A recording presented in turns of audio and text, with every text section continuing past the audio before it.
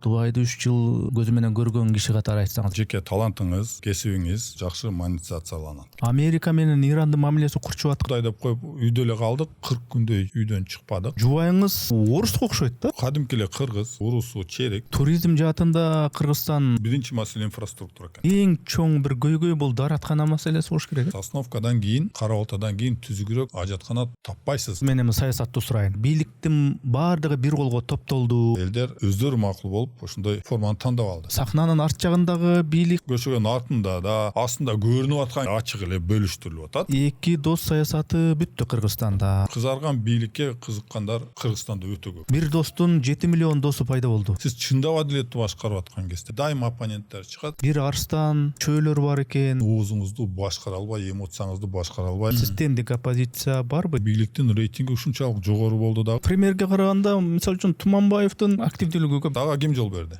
Ким жол берди? Кыргыз бийлиги маалыматтык талааны толук түрдө көзөмөлгө алды. Сын пикир айтып жүргөн адамдар тескерисинче мактап баштаган. Таяк эжен туугандарын аралаштырмай токтоду деп айтканга болобу? Ал кылбаса анын ордуна ким кетсе ошол кылмакта.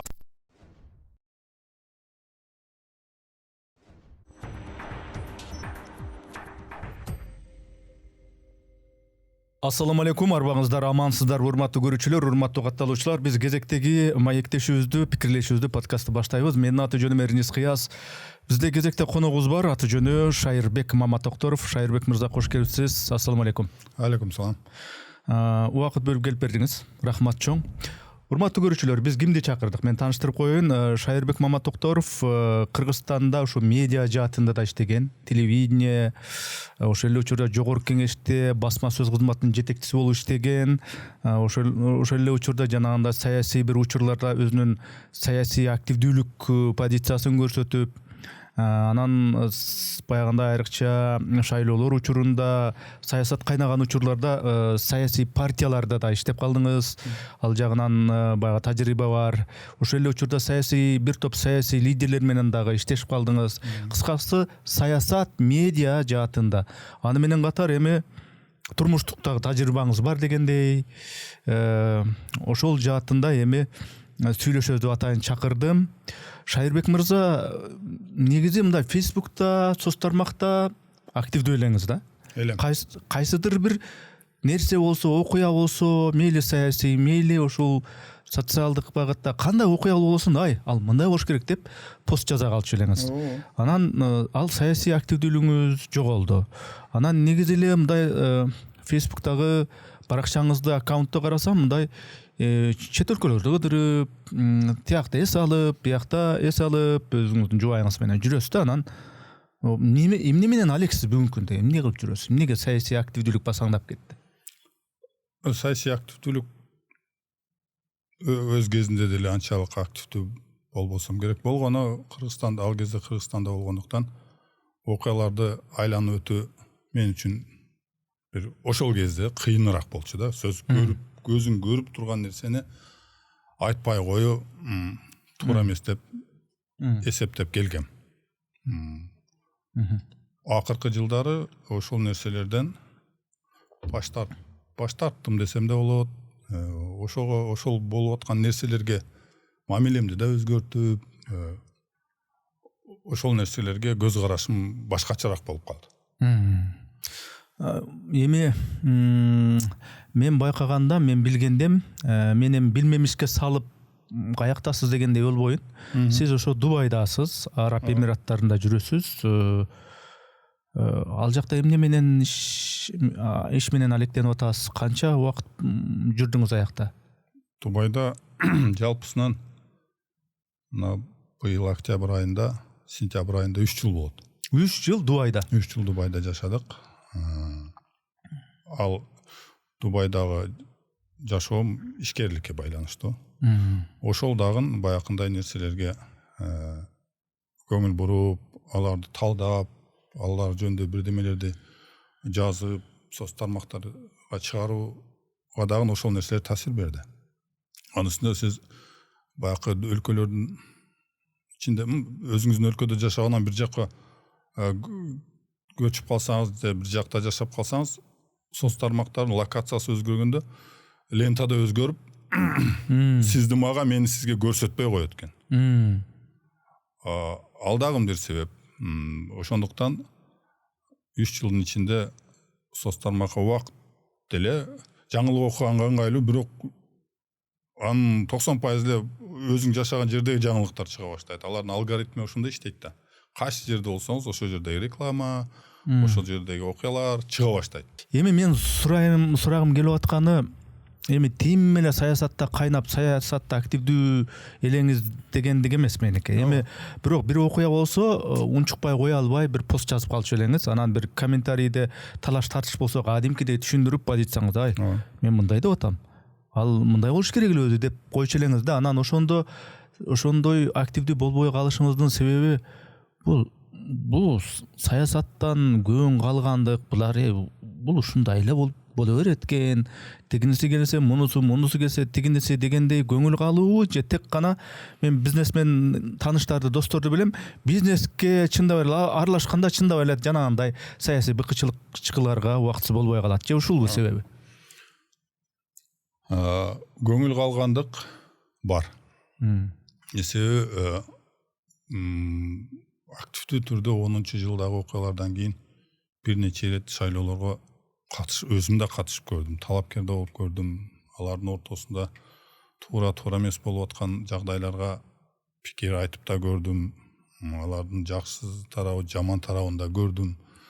Ошондуктан окшош окуялар кайталана бергендиктен ошол окуялардын ортосунда биздин айткан деген канчалык деңгээлде өзгөртүүгө жардам берди, ошого түрткү болду, айта албайсың. Ошондуктан бийлик алмаша берет, сен айта бересиң, анан кийин жогорку кеңештин курамдары алмаша берет, президенттер алмаша берет, мыйзамдар алмаша берет, атүгүл мамлекеттик башкаруу формалары өзгөрө берип, сен айтканыңдан бир чоң деле өзгөрүүлөр болуп кетпегендей сезиле баштады.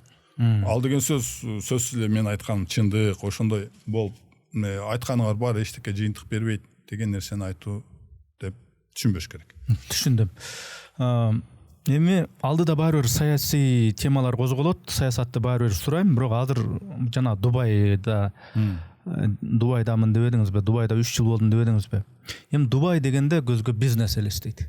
Ал жерде бизнес, ишкердик жагы аябай өнүккөн, туризм өнүккөн дегендей. Дубайды 3 жыл көзү менен көргөн киши катары айтсаңыз, эмнелерди бизнесте эске албай атат Кыргызстанда? Дубайдагы ишкерлик кылуунун биринчи кезекте анын табиятын, мыйзамдарын түшүнүш керек экен да. Ал жерде бардыгы лицензиялаштырылат. Сиз мисалы үчүн Кыргызстанда анча-мынча бирдеме өндүрсөңүз, аны биринчиден сатууга рынок кичинекей, көп факторлордон сиз көз каранды болосуз. Дубайда мүмкүнчүлүк чоң. Сиз бирдеме кичинекей нерсе, баягы пластик пакет өндүрсөңүз дагы ага кардар көп. Анан Дубайдагы бир нерсе, адамдардын жеке талантыңыз же кандайдыр бир кесибиңиз болсо, ошолор жакшы монетизацияланат экен.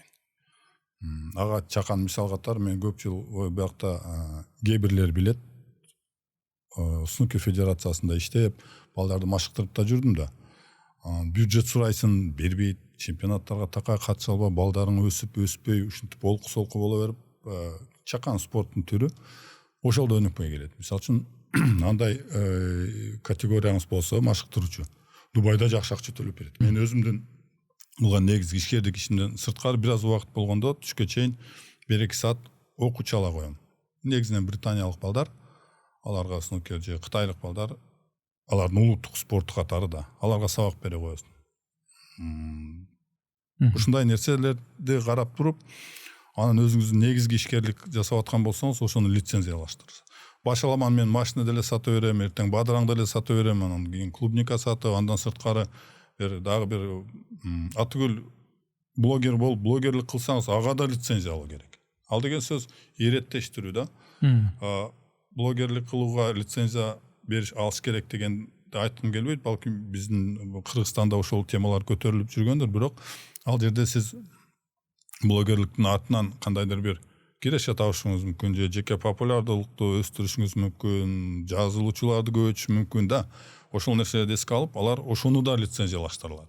Дронду да көтөрүп бир жакшы имараттарды, бирдемелерди тарткыңыз келсе, ага да уруксат алуу керек. Баягы чоң соода борборунун ичине кире калып, бирдемелерди тартып, көрсөтүп эметсеңиз, ага дагы ошолордун администрациясынан барып, мен блогермин, биринчиден мен чакан лицензиям бар, а экинчиден уруксат берип койсуңуздар деп сурасаң, дээрлик эч ким мындай уруксат бербей койбойт. Демек эки тарапка тең ыңгайлуу нерсе экен да Эки бул. тарапка тең ал формалдуулук нерселер болгону баягы бар катталсын. Ошого укугу бар адамдар, мыйзамды сыйлагандар, лицензия алып жүргөндөр ишкерлик кылсын деген сыяктуу да. Анан баягы майдаланып кеткен жерлери мага жакпайт. Мисалы үчүн машина саткан балдар ошол эле кезде машинанын тетиктерин сата албайсың. Бизде машина сатканда эле аны чачып тетик кылып деле сата берет. Кандайдыр бир кичине башаламандык айырмачылыктар көрүнөт экен. Андыктан анан жеке кирешеге салык жок. Сиз эгерде ишкерлик кылбай бир компанияларда иштеп аткан болсоңуз, айлыгыңыз ушул бойдон колуңузга тиет. 1000 сом алсаңыз дагы ошол эч бир кандайдыр бир төлөмдөр жок, сизге келет. Андан сырткары ишканаларга бизге тиешелүү ким компания ачып, расмий түрдө ишкерлик жүргүзсөңүз, 9% корпоративдик салык деген бар, ошону төлөшүңүз керек. Бирок сиздин киреше жылына 375 миң дирхамдан жогору болсо, таза киреше. Ал деген сөз 100 миң доллардан ашсаңыз, ошол порог, ошол астанадан өтсөңүз, ошондо төлөй баштайсыз. Ал деген сөз дээрлик барып өтө аз, ал дагы көбөйүп калгандагысын айтып атат. Салыктар тарабынан жеңилдиктер бар. Анан мамлекеттик органдардын сизге кылган мамилеси өтө жакшы да. Мүмкүн болушунча жардам бергенге аракет кылат. Бирок ошол эле кезде башка чоң тосмо бар, аны өтө кыйын. Ал банктык система. Мамлекеттик органдар, мамлекеттик башкаруу ал башка, банктык система таптакыр башка. Сиз ишкананы бир сааттын ичинде эле ачып, лицензияны алып, 2-3 күндө барып тапшырып, андын бир жуманын ичинде алардын ID картына ээ боло аласыз. Бирок эртең ишти баштап, бирдемени ижарага алып, же бирдемени сатып, андын ишти өзүн башташ үчүн сизге банктык эсеп керек. А бизде барасыз, биздин каалаган банкыңызда 5 мүнөттө эсепти ачып колуңузга берип коет. Туурабы? Ал жерде андай жок. Биз банк ачууга жалпысынан 6 ай убакыт кетти.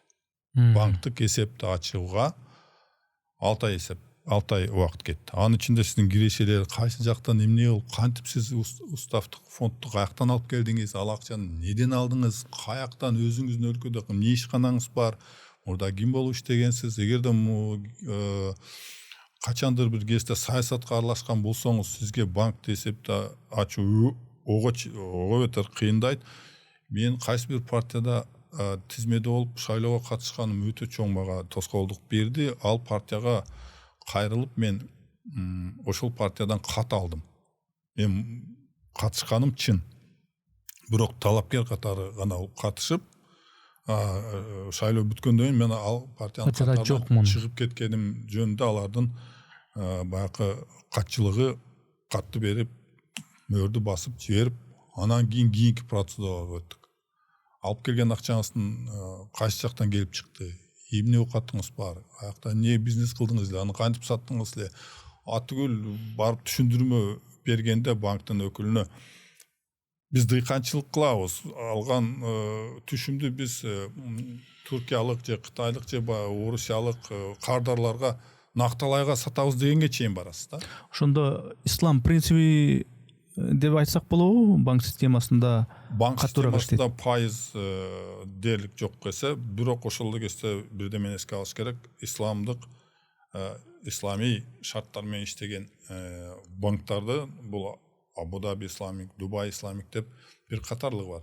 Ошол эле кезде банктык системанын толук батыш системасы бүтүн бойдон келип орнотулган. Сиз Америкада кандай болсо, ошондой банктар да бар. Ошондой бардык эле банктарда ошондой жол менен эсеп ачасыз, ошондой жол менен сизди текшерет. Бардыгы ошондой. Исламий шарттар болгону пайыз жок. Сиз кредит алганга жетип калсаңыз, ишканаңыз наоборот ол 1-2 жылдык көрсөткүчтөрү жакшы болсо, буюм тыйым алган нерселериңиздин пайызы жок ала аласыз. Бирок баары бир эсептеп келгенде мисалы үчүн ипотека 4%-дан ашпайт. Ал принципиалдуу түрдө айтканда ал пайыз. Бирок сиз инфляцияны аркы теркини жеңилдиктерди эске алганда жеке биз үчүн ал пайыз эмес да. Дубай десе эми баягы туристтер аябай көп барган аймак. Туризм жаатында Кыргызстан кандай үлгү алса болот? Эмнелерди кылса болот негизгиси? Бизде биринчи маселе инфраструктура экен. Ал көрүнүп калды. Ошол эле кезде инфраструктурада десилер зыңылдаган эле капкара асфальт эмес. Инфраструктура биринчи кезекте туура маалыматты берүү жана такталган маршруттарды күн эрте көрсөтүп, жарыялап, үйрөтүү. Жана ошол маршруттарда иштеген азыр эми жакшы болуп калды. Адилеттүүлүк үчүн айтыш керек. Туризм, Кыргызстандын туризми кошуна өлкөлөрдөн 5 эсе, 10 эсе күчтүү. Ал неден билинет? Биз банктык эсепти ачып барып сураган банктын кызматкери да Кыргызстанды жакшы билет экен, көрөт экен. Болгон анын нараазычылыгы Дубайдан да кымбат силерде кыргыз үйлөр дейт. Не болду десек, мынакей 1000 дирхам алышты мага бир түнгө дейт. Ал деген сөз $270 тегерегинде алынат экен. Кыргыз үй биз үчүн албетте баасы жок, кымбат нерсе. Бирок туризмге кирип баратканда биз башка өлкөлөрдөгү бааларды да карап, биздеги мейманканалардын баасы Дубайда эс алуу же Туркияга барып эс алуу Өскөлгө баруудан арзаныраак түшөт. Учагы менен кошо, визасы менен кошо алганда да. Эмнеге ошондой болуп калып атат бизде? Себеби бизде сунуш аз да. Мен акыркы жылдары Дубайга кеткен чейин бир аз Караколдо иштеп калдым да. Ошол жерде туризмге аралашып, ошол жердеги 5 районду кийин атырдын атарабындаларды кеңейтип, айыл өкмөттөрдү кеңейтип эме кылышты. Бирок чын айтып келгенде 4000 койка орун бар болчу. Азыр эми көбөйгөндүр. Эми көбөйсө 500гө, 1000ге көбөйүп 5000 болгондур. Бирок реалдуулукта 10-12 миң турист келет. Алардын каяка жаткырарды билбейсиң. Кээ бир казак туугандар машинада уктагандар бар. Ошол эле 4000-5000 койка орундун ичинен категориясы бар, мындай 2 чукур дегенде 3 жылдыз, 4 жылдызга жараган мейманканалардын жалпы саны 1000ден ашпайт. Бизде сунуш аз. Анан кийин отельдер аз болгондуктан алар максималдуу түрдө кымбат бааны коет. Экинчи фактор сезон, көлдүн сезону аябай кыска. 2 ай тегереги. Ошол кезде сырткы туристтер келет, ички туристтер барат дагы Баалар көтөрүлөт. Баалар көтөрүлөт, жол тар, анын үстүнө ошол сезон кезде бир нече иш чара өткөн болсо, мамлекеттик иш чаралар, ишкерлердин дарбазалары жабылат, кафелердин оозу жабылат, кардарлар пляжда отуруп күтөт же бара албай калат. Ушундай нерселердин баардыгын эске алганда биз сезонду узартышыбыз керек. Анан Кыргызстандагы туризмдин дагы эң чоң бир көйгөйү бул даараткана маселеси болуш керек. Даараткана ал туризм эмес, ал даараткана ар бир адамдын жашоосунун. Эмне Дубайда жашап жүргөн биринчи себеп десе, мен балким ушуну айтмакмын да. Аякдагы бир белгилүү блогерибиз бар го. Аябай чоң көңүл буруп ажатканаларды 1-2 жыл катуу инспекциялады. Ошол сыяктуу даараткана туристке да такай жашап аткан биринчи кезекте бизге керек да. Ошондуктан мисалы үчүн Сосновкадан кийин, Кара-Балтадан кийин түзүгүрөөк ажаткана таппайсыз. 300 километрден кийин Токтогулдагы заправкадагы бир аз таза ажаткана. Азыр балким жаралып калгандыр, Сусамырда балким. Ушундай да жакшы ажаткалардын ортосундагы чакырым 50, 100, 300 километрге чейин. Ошондо кантип туризмди өнүктүрөсүз? Ар бир дарактын түбүндө болбосо да бир кандайдыр бир эсепке алып заправкалардын ичине, май койчу эмелердин ичине азыр жакшыртып башташты. Ал деле кардар тартуунун бир эмеси да.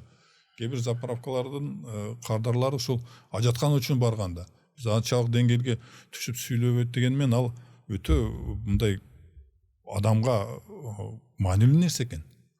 Дубайдагы шарттардан кийин ушунчалык биринчиден ал гигиена, ыңгайлуулук жана баягы өлкөнүн өнүккөнүнүн бир жакшы белгилеринин бири да. Аны жалаң эле чет өлкөлүктөр 2 ай колдонгону менен биз аны 12 ай колдонуп атпайбыз. Биз дайыма ошол нерсеге көбүрөөк көңүл буруп, инфраструктура дегенде ошонун ичине кирет. Жол, жарык, ажаткана, таза суу, албетте коопсуздук. Шайырбек мырза, анан мен үй бүлөлүк темада дагы бир аз суроо берсем болобу? Анткени ошол Дубайда жүргөнүңүздө сиз өзүңүз жалгыз эмес, жубайыңыз менен. Ооба да. Эми сиз баягы биз менен куракташ болуп, адилдешип, тамашалашып жүргөнүңүз менен мага караганда жашыңыз бир топ чоң. Анан ошо баягы тамашалап айтып калам мен өзүңүзгө дагы жүңгел акча жеңем жүрөбү деп. Ооба. Анан жубайыңыз мындай караганда оруско окшойт да бул. Окшойт. Оруспу же кандай? Ал кадимки эле кыргыз. Урусу черик. Черик. Ат башылык чериктерден. Аты деле кыргызчабы? Дарина эми эл аралык атка окшош.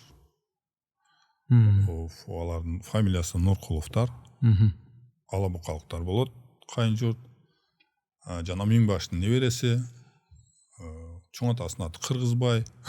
Кадимки эле кыргыз үй бүлө. Кесиби кандай? Кесиби нутрициолог. Нутрициологдор эми азыр элдер жакшы билип калды. Ал баягы медициналык эмес жол менен адамдын ден соолугун жакшыртуу. Лондондон окуусун бүтүрдү, былтыр диплом алды. Жана ошону менен алектенет. Айрыкча ошол жаңы заманбап кесип болгондуктан Дубайда да ага шарттар бир топ жакшы туура төп келди да. Жакшы экен. Анан ошо жубайыңыз экөөңүздөр ошол Дубайда жүргөндө эме Дубай баягы Иранга билесиз мамилеси кандай экен, экөөнүн ортосундагы мамиле. Америка менен Ирандын мамилеси курчуп атканда Дубайга карата бир топ мындай соккулар болуп, жардыруулар болду окшойт. Ошондо каякта элеңер силер? Үйдө элек да. Үйдө элек жазда башталды аткылап 2600 баллистикалык ракета атылды. Ал сыр эмес, 6000ден ашык дрон атылды. Ал Эмиратка гана. Кувейт, Саудия, Оман, Бахрейн, Катар аларды эске албаганда. Анын геополитикалык себеби түшүнүктүү, себеби Перс болуңундагы өлкөлөр, араб өлкөлөрү Американын союздаштары.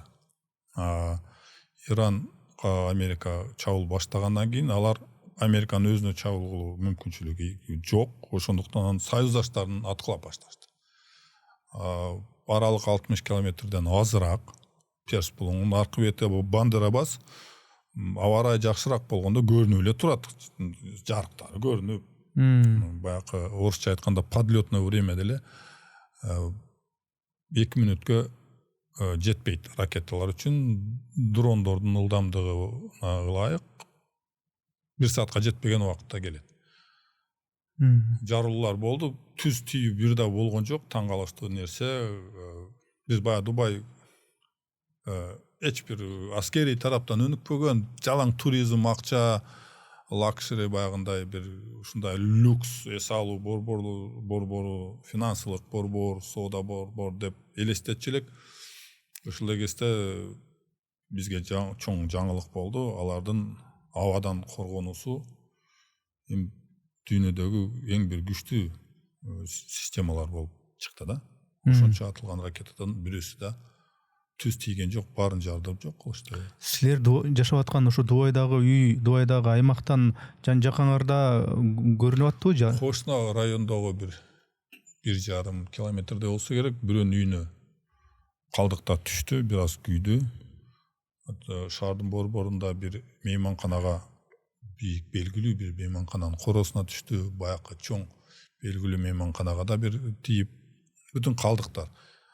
Негизинен ПВО баягы деңиздин үстүндө жок кылганга аракет кылып атты, бирок чоң ылдамдыкта келгендиктен жарылгандан кийин Дубай кичинекей мамлекетте шаар мамлекет. Ошо Дубай аты эле болуп, ошол Эмираттын да аты, шаар да ошентип, ошол жерге бир нече ошондой калдыктар түшүп жарылды. Ал бир паникаларга алып келди, түшүнгөн, түшүнбөгөн эл ар түрдүү экен да. Анан кийин биз жумушка байланыштуу, анан учактарга байланыштуу каяка качып же бирдеме кылмак белек. Кудай деп коюп үйдө эле калдык, 40 күндөй үйдөн чыкпадык. Телефондорго заматта эме келет. Ракеталык же дрондук чабуул башталды. Бир мүнөткө жетпей ал ракета дрондор жок кылынды. Жай баракат жашай бериңиздер деп ушинтип кайталап маалымат берип турат. Эми уруксат этсеңиз мен эми саясатты сурайын. Деги эле мен бу жерге келген коноктон эгер саясий тема болсо саясатты эмне үчүн сурайм? Эптеп эле бир нерсени сүйлөш үчүн эмес, ошол адамдын пикирин билип, Кыргызстандагы саясий реалдуу картина кандай? Ошонун бир толук картинасын чыгарыш үчүн сурайм да. Анан ошон үчүн эми сиз эми ошондой саясатты айтканга кайсы бир деңгээлде акыңыз бар да, анткени ошол чөйрөдө бир аз аралашып калгансыз, ошону айтып жүргөнсүз, кайсы бир лидерлерди билесиз деген, ошону бир сиздин оозуңуз менен бүгүнкү күндө саясаттын картинасын сурагам келип атат. Учурдагы президенттик башкаруу системасында бийликтин баардыгы бир колго топтолду деген пикирлер бар. Муну деген эми жоопкерчилик бир колго конкреттештирилди. Бул бир адам жоопкерчиликти алды. Эми буюрса сонун болот же сонун болуп атат дешикке болобу? Бул бүгүнкү кырдаал ошол акыркы шайлоолордон кийин, президенттик шайлоолордон кийин, акыркы мыйзамдар өзгөртүлгөндөн кийин ушундай бүгүнкү кырдаал жаралды жана жаралыш керек. Ал ошол шайлоочулардын, ошол Кыргызстандын калкынын мүдөөсү суроо талабы ошондой болгон. Эл дагы ар түрдүү формаларды көрдү да. Анан кийин болбойт экен. Мен өмүр бою парламенттик башкаруунун тарапкери болуп келгем. Эми азыр эч тарабы менин ишим жок. Мен монархия башкарган өлкөдө жашап жүрөм. Жана кайсы түстөгү мышык болбосун да ошол чычканды кармасын дегендейге жакындап баратам. Себеби демократиялык өлкөлөрдөгү көйгөйлөрдү көрдүм, демократика эместегилерди көрдүм. Анан эчтекеси жок, жалаң монархия өлкөлөрдү көргөндөн кийин башкаруучу кандай болсо ошого монархтардан башка атүгүл кээ бир диктаторлор башкарган өлкөлөрдөгү жакшы өзгөрүүлөрдү көрүп, ошолор дагы мага сюрприз болду. Ошондуктан бүгүнкү кырдаал эл ошону суранган. Себеби 10-жылы парламенттик башкарууга өттүк, референдумдун негизинде 8-редакция ишке кирди. Парламенттик өлкөдө 5 жыл жашадык деп айтып жүрөбүз. Чын-чынына келгенде биз 1 жылдай жашаганбыз. Парламент чында парламенттик башкаруу 1 жылдын тегерегинде болду. Андан кийин эле жогорку кеңештеги төрага алмашты. Келдибеков оппозицияга кеткенден кийин башка төрага келди дагы. Бийлик ошол эле кезде парламенттик башкаруу кезинде эле президент тарапка өттү дагы. Өткөндө дагы парламент өзүнүн ыйгар муктарын акырын өзү эле алып барып берип койду. Ошол кезде саясий топтор мындай эме болчу да, өнөктөштөр. Анан кийин аралаш формага өттү. Атамбаев өзүнүн мөөнөтү аяктап баратканда премьерге бир топ ыйгар муктарды күчөттү. Айтып жүрүшөт, өзүнө ылайыктады депчи. Өз кезинде парламенттик башкаруунда Текебаев мырза өзүнө ылайыктаган деген пикирлер бар да. Бирок жыйынтыгында ошол төрагалыктагы Текебаевга буйрубаптыр. Ошол өзү каалаган премьерликте демек Атамбаевдин өзүнө буйрубады. Аны саясий өнөктөш аны сатып кетти дешти, доосу сатты деген сөздөр бар. Же анын преемниги, андан кийинкиси мураскери дейли. Ал сатты деп атат. Ошентип анан кийин ошол системаларды көргөндөн кийин жөнөкөй эл шайлоочу көңүлү калды. Көңүлү калды дагы. Эми мунусунда бир көрбөйлүбү деген себеп болбойт экен, бардак болот экен деп атып, президенттик башкарууга өтүшүбүз керек, тартип болот деп ошого элдер өздөрү макул болуп ошондой форманы тандап алды. Ошол тандап алган элдер бүгүнкү анча мынча болуп аткан окуяларды жарык терген көрүп алып, ошол эле адамдар бүгүн нааразы. Туура эмес болуп атат. Анда сиз ошону тандагансыз да, сиз ошол форманы тандап, сиз өзүңүз барып баардык укуктарды бир колго жыйнап бердиңиз.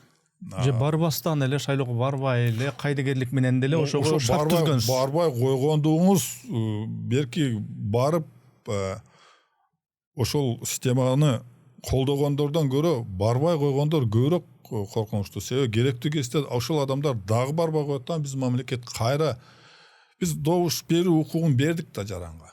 Аябай жакшы формаларды сунуштап, жакшы шайлоо ыкмаларын сунуштаган кезде да барбай койгончу.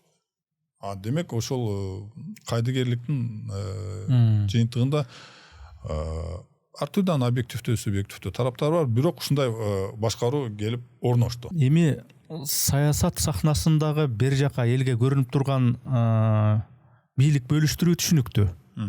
Президенттик бийлик, аткаруу бийлиги, мыйзам чыгаруу бийлиги, парламент, сот бийлиги, мындай эми бул расмий түрдөгү формалдуу бийлик ушундай бөлүштүрүлөт деп. Ал эми сахнанын арт жагындагы бийлик кандай бөлүштүрүлүп атат? Баланс канчалык деңгээлде сакталып атат? Формалдуу баланстын сакталышы жана бейформал ички бийликтин бөлүштүрүлүшү кандай болуп атат деп ойлойсуз? Мен такай системдик түрдө азыр саясатка көз салбай жүргөндүктөн менин ой пикирим же мендеги болгон маалыматтар актуалдуу болбой калышы ыктымал. Ал эми көчөгөн артындагы бийлик бөлүштүрүү баягы саясий мыйзамдагы көрсөтүлгөндөй иреттер же бир декларацияланган принциптер жок. Ал бийликтеги бүгүнкү аракеттеги бийлик кандай бөлүштүрсө, кандай сизге кандайдыр бир энчи берсе, ошого ылайык эле бөлүштүрүлөт. Дагы бир ирет айтайын, ошондой форманы биз кыргызстандыктар өзү тандап алдык. Биз кыргызстандыктар дегенде баягы азчыл көпчүлүккө баш ийиш керек. Жыйынтыгында сиз айткан идеялар ишке ашпай калды дагы, башка идея ишке ашты. Демек сиз өлкөдөгү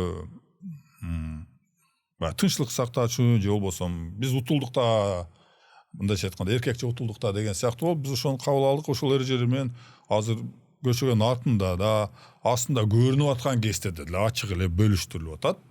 Анын бир уяла турган же жашыра турган нерселер жок. Болгону жашыра берсеңиз баягы орну жашырсаңыз өлүм ашкере кылат, же болбосо тамактан экономдосоңуз аптекада коротосуз деген сыяктуу нерселер бар. Саясий бийликти бөлүштүрүүнүн жыйынтыгында, туура эмес бөлүштүрүүнүн жыйынтыгында да эгерде өлкө кандайдыр бир нерселерге жетишсе, чындап жакшы нерселерге жетишсе, балким ошол туурадыр. Эгерде туура эмес бөлүштүрүлүп, анын артында коррупция жаралса, анын артында бир топтор алдыга сүрүлүп, экинчи топтор артка чегинсе же жөн эле чегиндирилсе айрыкча, анда бийлик бөлүштүрүүнүн принциптери анча адилеттүү болбой жатат окшойт деп түшүнсөк болот. Мен эң маанилүүсү бүгүнкү аракеттеги бийликти андан четтегендер, алыстагандардан такыр бирөө жарымына сын пикир айткым келбей калган. Анын себебин башында айтып кеттим. Мен айткандан эчтеке өзгөртпөйт сыяктуу сезиле баштады. Ал куракада байланыштуу болуш керек. Мен 50дөн ашып 53-53 жашымда жашап жатам. Ошондуктан жеке ден соолук, ишкерлик, жеке чыгармачылык менен алектенген мага көбүрөөк жакты. Дагы мындай кол шилтегенсип элечи. Салам алейкум, жакшысыздарбы, кандайсыздар? Аман болсоңуздар болду. Ички талаштар көп сыртка чыкпай, көп эле бакынтип олку солку боло бербей, тынч жашасак болду. Анысына өлкөдө биздин өлкөдө тынчтык болуп турганы азыр ошол эле чоң дөөлөт болуп калды. Бир эле убакытта дүйнөнүн эки жеринде ири согуш, жана биз билбеген, медиага чыкпаган майда согуштар дагы 5-6 өлкөдө жүрүп жатат да. Ошондуктан анын эки согуштун ортосунда байланыштар бар.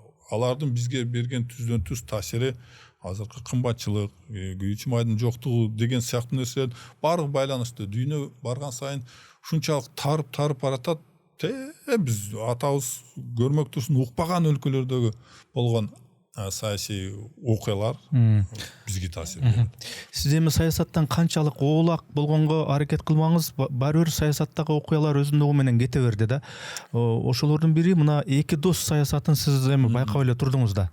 Ошол эки дос саясаты бүттү Кыргызстанда. Анан ошондо бир эле дос жалгыз калдыбы же ал бир достун 7 миллион досу пайда болду?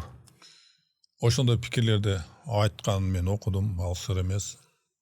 Жана эки достун башкаруусу деген башында кандайдыр бир тамаша сыяктуу айтып жүргөн термин барып дээрлик нормалдаштырылганга же расмийлештирилгенге чейин жетип калды да.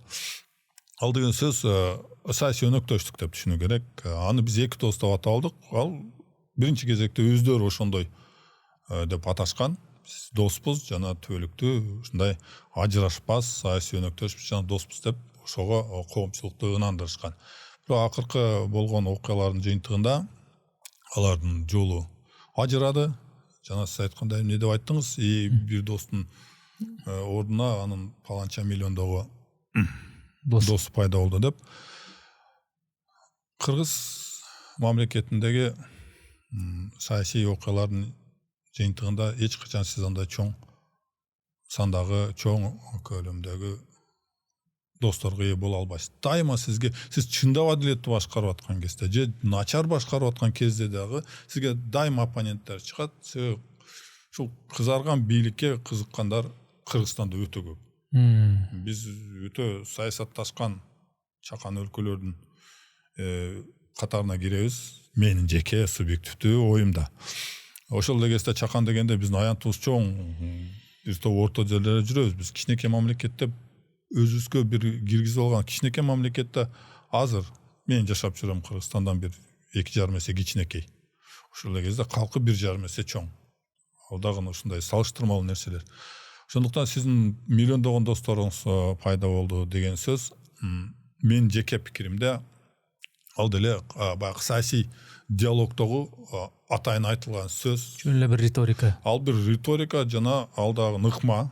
Сиз ошентип аркы тарапты сизге оппонент болуп аткан тарапты силерде колдоочу жок, менде көбүрөөк. Мына сиздин бир пост чыгарсаңыз же сиздин каналыңызда паланча миң каттоочу бар, менде болгону бир 200 адам бардыр. Сиз кайдан билесиз ошол 200 адамдын ою, алардын билим деңгээли, алардын дүйнө таанымы балким сиздин ушул 400 миң элиңизден көрө тереңиректир. Ага да далил жок. Балким эч бир сабатсыз нерселер бир аркы теркин эле көрө өскөн деген адамдардар. Ошондуктан калың калкты өзүңүзгө ыйгарып алуу, ошол менин досторум ошол мени сөзсүз түрдө колдойт дегенде бул менимче жаңылыштык. Сиз парламентте басма сөз кызматында иштеп калдыңыз. Ал деген сөз ушул парламенттеги окуяларды ички жана ошол элге көрүнүп турган жактарындагы билдиңиз, көрдүңүз ошол убакыт ичинде деген сөздү. Анан ошого таянып айтсаңыз да бүгүнкү күндөгү парламенттин аброю, бедели кандай? 5-чи чакырылышта иштеп калдым.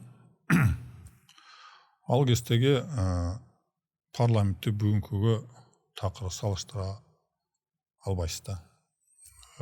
Ошол эле кезде 5-чи чакырылышты легендарлуу парламентке да салыштыра албайсыз. Ошондо улам бир динамиканы карап келсеңиз, айткым келбейт, деградацияга окшоп баратабыз.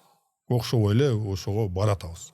Ага дагы саясатчылар же бүгүнкү күндө президент же премьерди күнөөлөй бергенде турам. Себеби жалпы элде дагы бир рет айтайын, биз шайлоо укугун бергенбиз. Силер ушул эшматты ташматты тандагыла дегенде алардын тандаган жыйындысы келип чыкты да. Мисалы үчүн Трамптын шайлоочулары жалаң маргиналдар экенде бүгүн бүттүнү ачык эле айтып атат. Силер ушундай начар адам тандапсың дешет. Ошол сыяктуу биздан сын айтып аткан кезде парламент начар экенин айтып эле ошол кездеги мен иштеген кездеги парламентте көргөн эл өкүлдөрүн 5 фракциянын жетекчилерин айтканда ошол кезде бүгүнкү фракциянын ошол кездеги ата журттун жетекчиси болуп Камчыбек Кадыршаевич болчу, кайчалык анан кийин Садырнур Кожоевич өзү фракциянын башкарды окшойт, төрага Келдибеков болду, Тикебаев Атамекенди башкарат, Кулов Арнамысты башкарат, СДПКнын ал кездеги лидери Атамбаев өзү болчу.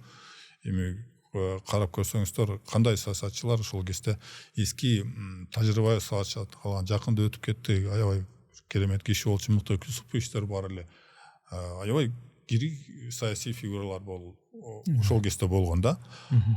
Азыркылардын катарынан аз деле ошондой саясатчы, аз деле билимдүү өрт курч жигиттер бар да, ошолор саясий электен өткөн жок. Ошолорду калк, шайлоочулар колдосо болмок. Мен шайлоочуларга акыл үйрөткүм келбейт, бирок ошол балдардын, бир нече балдардын, кыздардын, жаш айымдарыбыздын реалдуу билимдери жогору болчу. Бирок саясий күчтөргө ыктаган, ошолорго жакыныраак адамдар өтүп кетти деп айтып келишет. Ал кезде ошол шайлоого катышпагандыктан, мен сыртта болгондуктан, бүгүнкү орустар айтмакчы имеем то, что имеем. Бүгүнкү парламенттин, бүгүнкү жогорку кеңештин төрагасы, спикери Марлен Маматалиевдин баягы буга чейинки бир айтканы сиз деле окуп калсаңыз керек, жанагы саясаттагы арстан жана чөйлөр боюнчачы. Ошондо бүгүнкү күндө чындап эле бир арстан, ошондо да кайсы жаныбарлар, чөйлөр бар экен, да карышкырлар барбы, түркүлөр барбы, кантип салыштырса болот? Мен үчүн жеке күтүлбөгөн, ошол айтканы күтүлбөгөндөй болчу. Марлен энебизди бир топ жаштан бери таанычумун, тааныйм. Жана Кыргызстандагы бир 10го 15ке жетпеген эртерээк саясатка аралашып баштаган кандайдыр бир перспективалары бар жаш саясатчылардын катарында эле да. Анан кийин парламенттеги олкусолкулуктардан кийин төрага болуп шайланып калыптыр да. Ал да нормалдуу нерсе. Төраганы жаш депутат башкарса эмнеси жаман? Бардыгыбызга жаккандай эле болду эле. Бирок анын жыйынтыгында тарс деп туруп баякы нерсени айтып салганда, тилекке каршы ошол инистин, ошо азыркы төраганын инистин деген сөз, ал баягы жеке мамиле болгон үчүн, эми мамлекеттик жогорку кызматтагылар диним деп айткан, кээleri атынан айтат президент, балким маданиятсыз же туура эмес деп эсептеши мүмкүн. Анда айталы, ошол азыркы аракеттеги төраганын айтканы таптакыр туура эмес. Сиз эч кимди жаныбарга атүгүл объективдүү түрдө жаман кишини да жаныбарга теңеп айтуу, ал бери жагында деле маданиятсыздык. Анын сиз трибунаны эсисиз, мыйзам чыгаруу, алсыз болсо дагы парламенттин жетекчисисиз. Ошондой нерселерден алысыраак болуп, анын үстүнө жаш болгондуктан бул процесстерди көп кайталанды деп айтып кеттим. Ушундай жерлерде этият болуш керек. Албетте ал тажрыйбанын жоктугу. Ал деле жаман болсун, мен келечекте ушул сөздөрүм үчүн уят болуп, эртең бир күн баары өзгөргөндөн кийин мен уят болуп калайын деп айтпайт. Эмоция калдырып, ошол кезде жаңы шайланып, бир күч кубатка ээ болуп калган сыяктуу болуп дагы айтып ийиши мүмкүн. Өзүңүздүн оозуңузду башкара албай, эмоцияңызды башкара албай, объективдүү түрдө айлана чөйрөнү, эртең бир күнкү иштерди туура баалай албай калган кезиңиздеги айтылган сөз да. Акыркы жылдары оппозициялык талап бир топ эле эендеп, белгилүү бир саясатчылар, айрым бир активисттер, жарандык активисттер кармалды, камалды, оозу тыйылды деген ар кандай рычагтар менен мындай аларды тыйганга аракеттер болду. Четке сүрүлгөнү сүрүлдү дегендей, кеткени кетти. Бүгүнкү күндө Кыргызстанда, өлкөдө реалдуу мындай системдик деп коет го, системдик оппозиция барбы же андайдын деле кереги жокпу азыркы шартта? Азыркы күндө оппозиция, бийлик деген мурдакы конструкцияларды көрбөй калдык. Акыркы жылдардагы аракеттеги бийликтин рейтинги ушунчалык жогору болду дагы, оппозициялык күчтөр өзүнчө бир бөлүгү өзүнчө жоголуп, кээделердин үмүтү үзүлүп, бул конструкция бир топ туруктуу болуп узагыраак орнодуу деген сыяктуу болуп өздөрүнчө эле тарап кеткендей сезилди. Тарап кетишине бийлик дагы жардам бергендей пикирлерди айтып жүрүшөт, камалды деп атпайсызбы. Ошол ошол эле кезде оппозиция деп ошону аныктамасы дагы бир аз ар түрдүү түшүнөт. Мен жеке түшүнүгүмдө оппозиционерлерди жаман көрсөтүү, оппозиционерлерди мындай аларга саясий мүмкүнчүлүктөрдү бербөө ал бийликтин иши. Ал чын-чынына келгенде ал нормалдуу эле нерсе. Булар туура эмес жакка баштайт, өлкөдө тынчтыкты бузуп атат, чыңалууну жаратып атат депчи. Бийлик ошондой, бардык эле бийликтер ошондой жасайт. Ал жакшы нерсе деп айта албайм, жаман да нерсе, ал ошондой мыйзам ченемдүү нерсе. Болгону оппозиционерлерге блогерлерди же коомдук пикирди айтып жүргөн активдүү жарандарды кошуп койгон туура эмес болуп калды менин жеке пикиримде. Ким оппозиционер? Бийлик талашкандар оппозиционерлер. Сизди олтурган бийлигиңизден кетирип, сиздин ордуңузга претендент болуп, ошол жерге барам деген күчтөр оппозиция. Ал эми сиз аракет кылып иштеп аткан кезиңизде туура эмес болуп калган нерселерди айткандардын баары оппозиция эмес да. Алар журналисттер, блогерлер, ошолорду камап коюу абсолютно туура эмес болду деп эсептейм. Буга чейинки келген бийликтерди дагы эсепке алганда, бүгүнкү бийликти да эсепке алганда баардыгы ушул негедир мындай кадр саясатынан аксашат да. Анан ошол бүгүнкү күндөгү бийликтин кадр саясатында бир реалдуу реформалар байкалат деп айтышка болобу? Мындай мурдагыдай дагы таяк эжен, туугандарын аралаштырмай, көмүскө досторун, шопурларын, жан сакчыларын аралаштырып ийген мандемдер ошондо бийликте токтоду деп айтканга болобу? Шопурларын эбегейсиз күчкө ээ кылып, аларды ушундай преференцияларды берип жүргөн замандар болгон. Ал сыр эмес, алардын атын атай албай, баягы жаңсап көрсөтүп калган замандарды да өткөнбүз. Азыркы кездеги бийликтин тарабында ошондой адамдар пайда болду деп менден башкасы деле айтып жүрөт. Келип айткандар деле бар. Ал эскиден биздин өнөкөттө сөз бийликке бирөө келсе, сөз ошол жерде расмий, бейрасмий бир-эки фигуралар пайда болот дагы. Келери бир замандарда бирөөсү сот бийлигин таккай ушундай көзөмөлдөп турган бир жигит пайда болуп, бир кезде да бүт баарын өзү чечип, президентке каалагандай доложить этип турган адамдар пайда болгондо, ошол нерселерден биз талкуулап айтып аткан нерсе бүгүнкү нерселерге эле тиешеси болбошу да мүмкүн.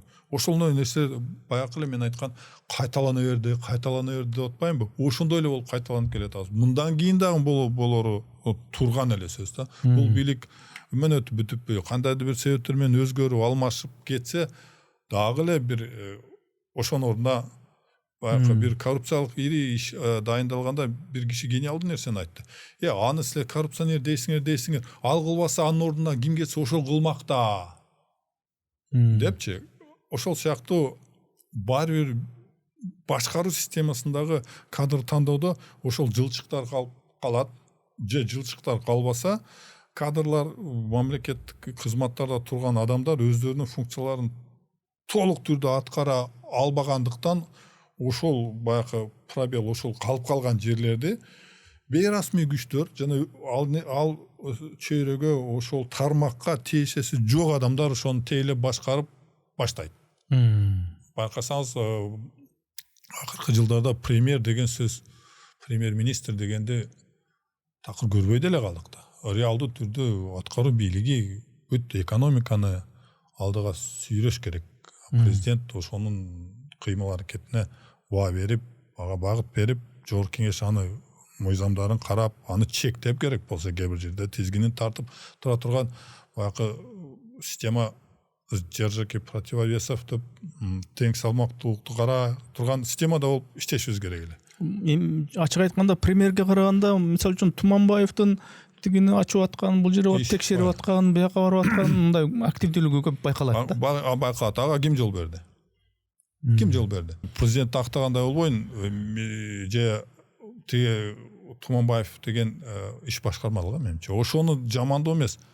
Премьер-министр анда өзүнүн ыйгарым укуктарын толук ишке ашыруу үчүн ал эмнени карап отурат? Же андан коркоб? Анда корксоңуз, колуңуздан иш келбесе, тиги жигит эле баарын карап атат. Мен ушул жерде иштебей эле койбоймбу деген сыяктуу ой ошол адамда жаралбайбы? Сиздин ачык эле сиздин тарабаңызга кирип ошолорду тейлеп атат. Же анда президентке барып айттуу, балким айткандыр, же айтпагандыр, биз үчүн сыр да. Бардыгы өзүнүн ыктыярында эле өз кезинде баягы парламент өзүнүн укуктарын Атамбаевка акырындан ыйгарып берип салгандай эле азыр деле премьер-министр деле президентке эмес, анын колунда иштеген адамдарга өздөрү ыйгарып атса. Ошол эле кезде премьер-министр деле таптакыр эле эчтекени билбеген бир байоо киши эмес да, ал деле кырда алдын бир жакшысына түшүнүп турат. Ал эмнеге коюлуп, эмне иштерге жоопкерчиликтүү жана эмне колунан келет, аны деле билип турса керек. Ошондуктан азыркы конструкция кайра эле тавтология болот. Эмейм то, что имеем. Ошол бир жигит баарын башкарып атат экен. Демек бардыгы ошого макул. Наразы болгондор менимче бир аз тартипке чакырылып, мынтпегиле, тигинтпегиле дегендей нерселер айтылып, баягы коркутуу деп атабасаңыз дагы ошол нерселерге бир аракеттер бар да. Бийликтин маалыматтык саясаты, пропагандасы боюнча сурагым келип атат да. Негизи мында коомдо күжү сөз болуп, ушундай кылып койсо болмок, эмне үчүн ушундай кылып атат деген нерселерди улам топтобой аны ал парды чыгарып туруш керек делинет да негизичи. Ошол пар, ошол буу, топтолгон буу бүгүнкү күндө мындай гезит, өкмөттүк баягы гезит, радио, интернет сайттар дегендин ролу бир аз басаңдап, же болбосо телевизордун деле ролу басаңдап, соц тармакка өткөндөй да, ошол соц тармактар аркылуу чыгып аткандай да. Ошонун өзү эле жетиштүүбү? Анткени да президент жылына 2 жолу, 1 жолу бүт бардык журналисттердин катышуусунда маалымат жыйын өткөрүп, бардык суроолорго жооп берип, мындай иргебестен, же болбосо кабар агенттигине барып туруп эле өзү каалагандай кылып туруп, өзүнө ыңгайлуудай кылып туруп, маек кылып койбостон, ошол парды башкача чыгарыш керек эле да. Анан соц тармакта гана тигиндей мындай маселе болсо, президент дароо оперативдүү түрдө ал мындай, ал тигиндей. Дагы бир маселе чыктыбы? Президент дароо көрөт дагы ал маселе моундай деп пикирин же текст түрүндө же кандай ушул кээде өзү деле чыгып же өзү пост түрүндө жазып атат. Бул ушундай эле боло бериш керекпи же бир чыгып мындай бир чыгып журналисттерге иргебестен, чектебестен баардык журналисттерге бир маалымат берип туруш керекпи же соц тармактын өзү эле жетиштүүбү дегеним? Соц тармактардын таасири ушунчалык чоң болуп турган заман, ал тенденция, ал бардык дүйнөдөгү тенденция, билесиздер, ири мамлекеттердин башчылары дагы ой пикирин кырдаалды такай ошол соц тармактар аркылуу билдирип келет. Биздин президент, аракеттеги президент башынан эле соц тармакта активдүү болуп келген.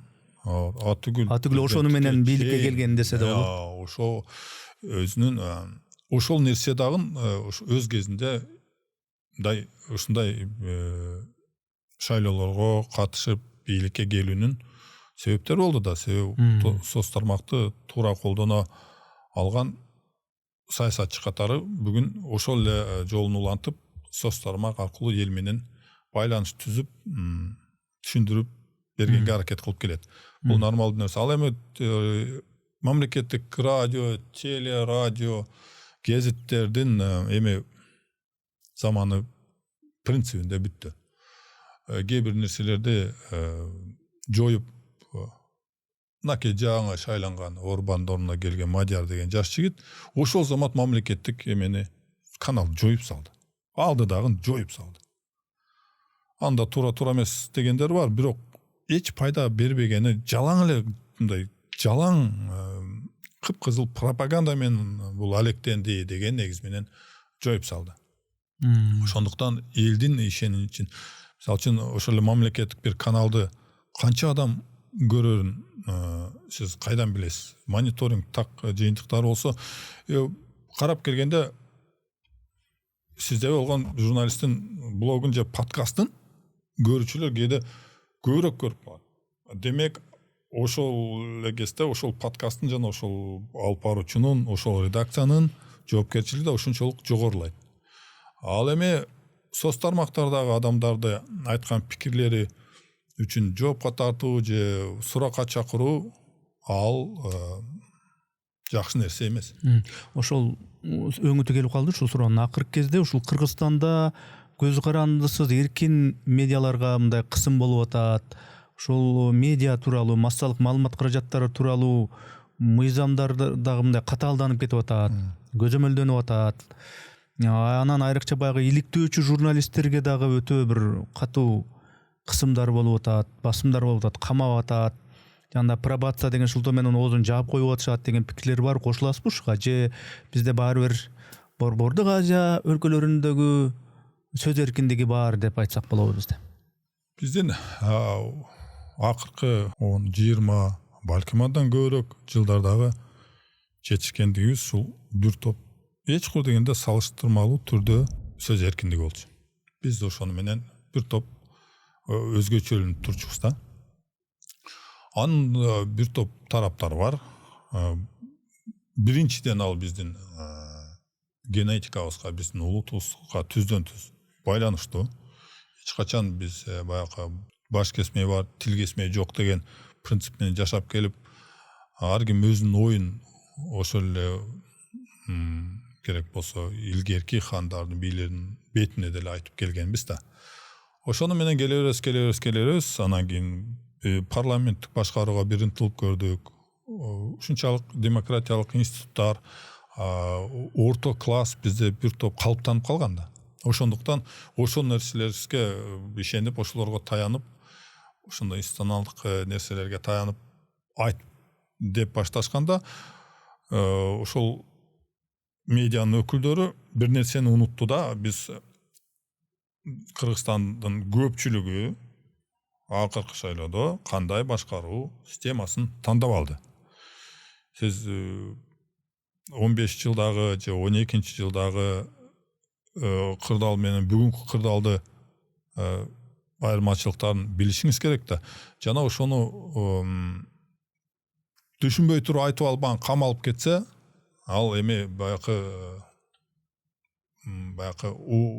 өзүнүн жоопкерчилигин өзүнө алат деген сыяктуу да. Түшүнүп туруп, ошол нерсени айтып, ошол нерселерге каршы күрөшкө чыккандар,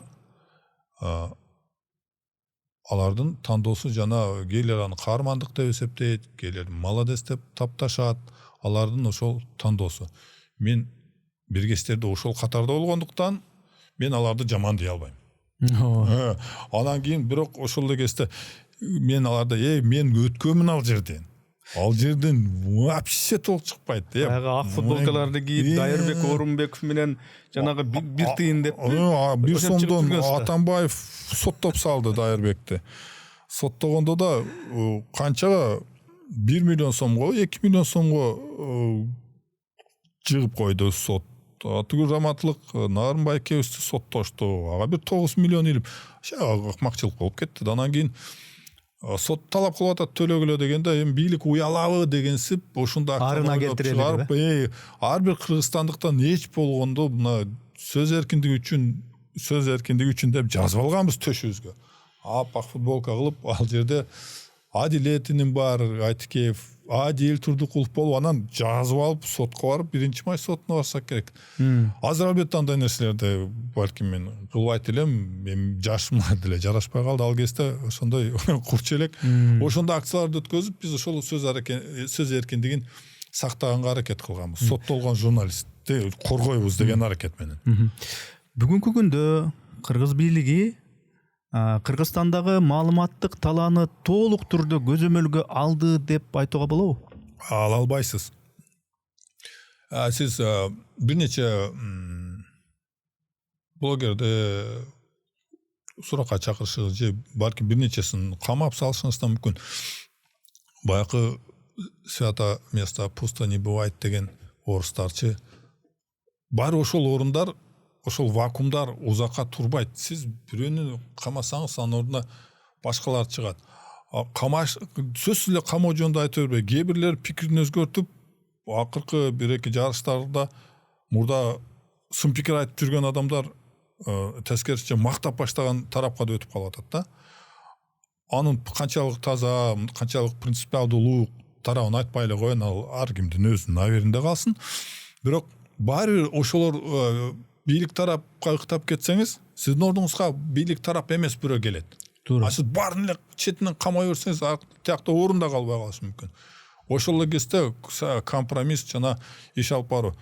Бир жашыраак генералды жумуштан алып салган бир президентке каршы согушуп жаткан өлкөнүн ичинде ири митингдер жүрүп жатат.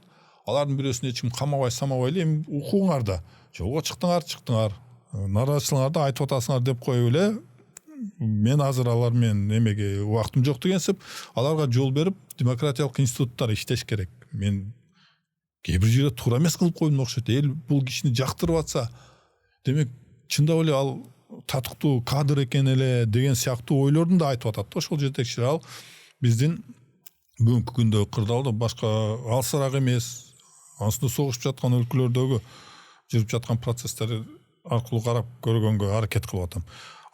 Эч кимдин бардыгын камап берүү дээрлик мүмкүн эмес. Дагы эле ошол медиа боюнча сөз, бийликтин ушул социалдык тармактардагы жана мамлекеттик медиадагы үгүт саясаты, пиар саясаты кандай, канчалык деңгээлде натыйжалуу иштеп атат? Ал пропаганда бийликтин ажырагыс бир бөлүгү. Бардык өлкөлөрдөгү, атүгүл демократиялык өлкөлөрдөгү бийликтердин колдонгон ыкмасы жана бул нормалдуу нерсе. Болушу керек болгон нерсе. Мамлекеттик саясат болуу керек. Анын монтүр эле баарысын эле баягы жайлоо кылып эле жайт кылып таштап коюу туура эмес. Бирок пропаганда ал мындай баягы здоровый пропаганда, таза пропаганда болсо керек. Чындап жакшы нерселерди көбүрөөк элге жеткизип, элди көбүрөөк нерселерге, билимге, илимге, тынчтыкка, бир туугандыкка, азыркы болуп аткан көрүп жаткан агрессиялардан алыс болууга, кечиримдүүлүккө деген сыяктуу нерселерге үгүттөп чакыра турган пропаганда болсо керек мамлекетибиз ичинде. Соц тармактар бекер нерсе. Ага жакшы деле, каршы деле кирип алып, баарын окуганга, жарыялаганга укуктуу. Ошол кезде сиз эгер туура эмес пропаганда жүргүзүп жатсаңызчы, акыл эстүү жарандардын саны көп да. Алар мунуңар ачык эле туура эмес, бул жалган деп жалганга чыгарып койсо, сиз аракет кылган пропагандаңыздын таасири терс болуп чыгып калат. Ошол жанагы бийликте баягы фейк фирмалары бар, анан негизи бул өзү мамлекеттик пропаганда деп, ошо пропаганда экенин билип баягы гыжырданганда катмар бар да. Эми миң чыныгы нерсени айтып атса да, баары бир булар эми мактабаганда каяка барат дегендей. Ошол фейк фирма, мамлекеттик пропаганда кылып аткан, үгүттөп аткан кооз картиналар менен реалдуулуктун айырмасы чоңбу бүгүнкү күндө? Пропаганданы фейк фабрикалар аркылуу жүргүзүү азыркы замандын бир чоң көйгөйү.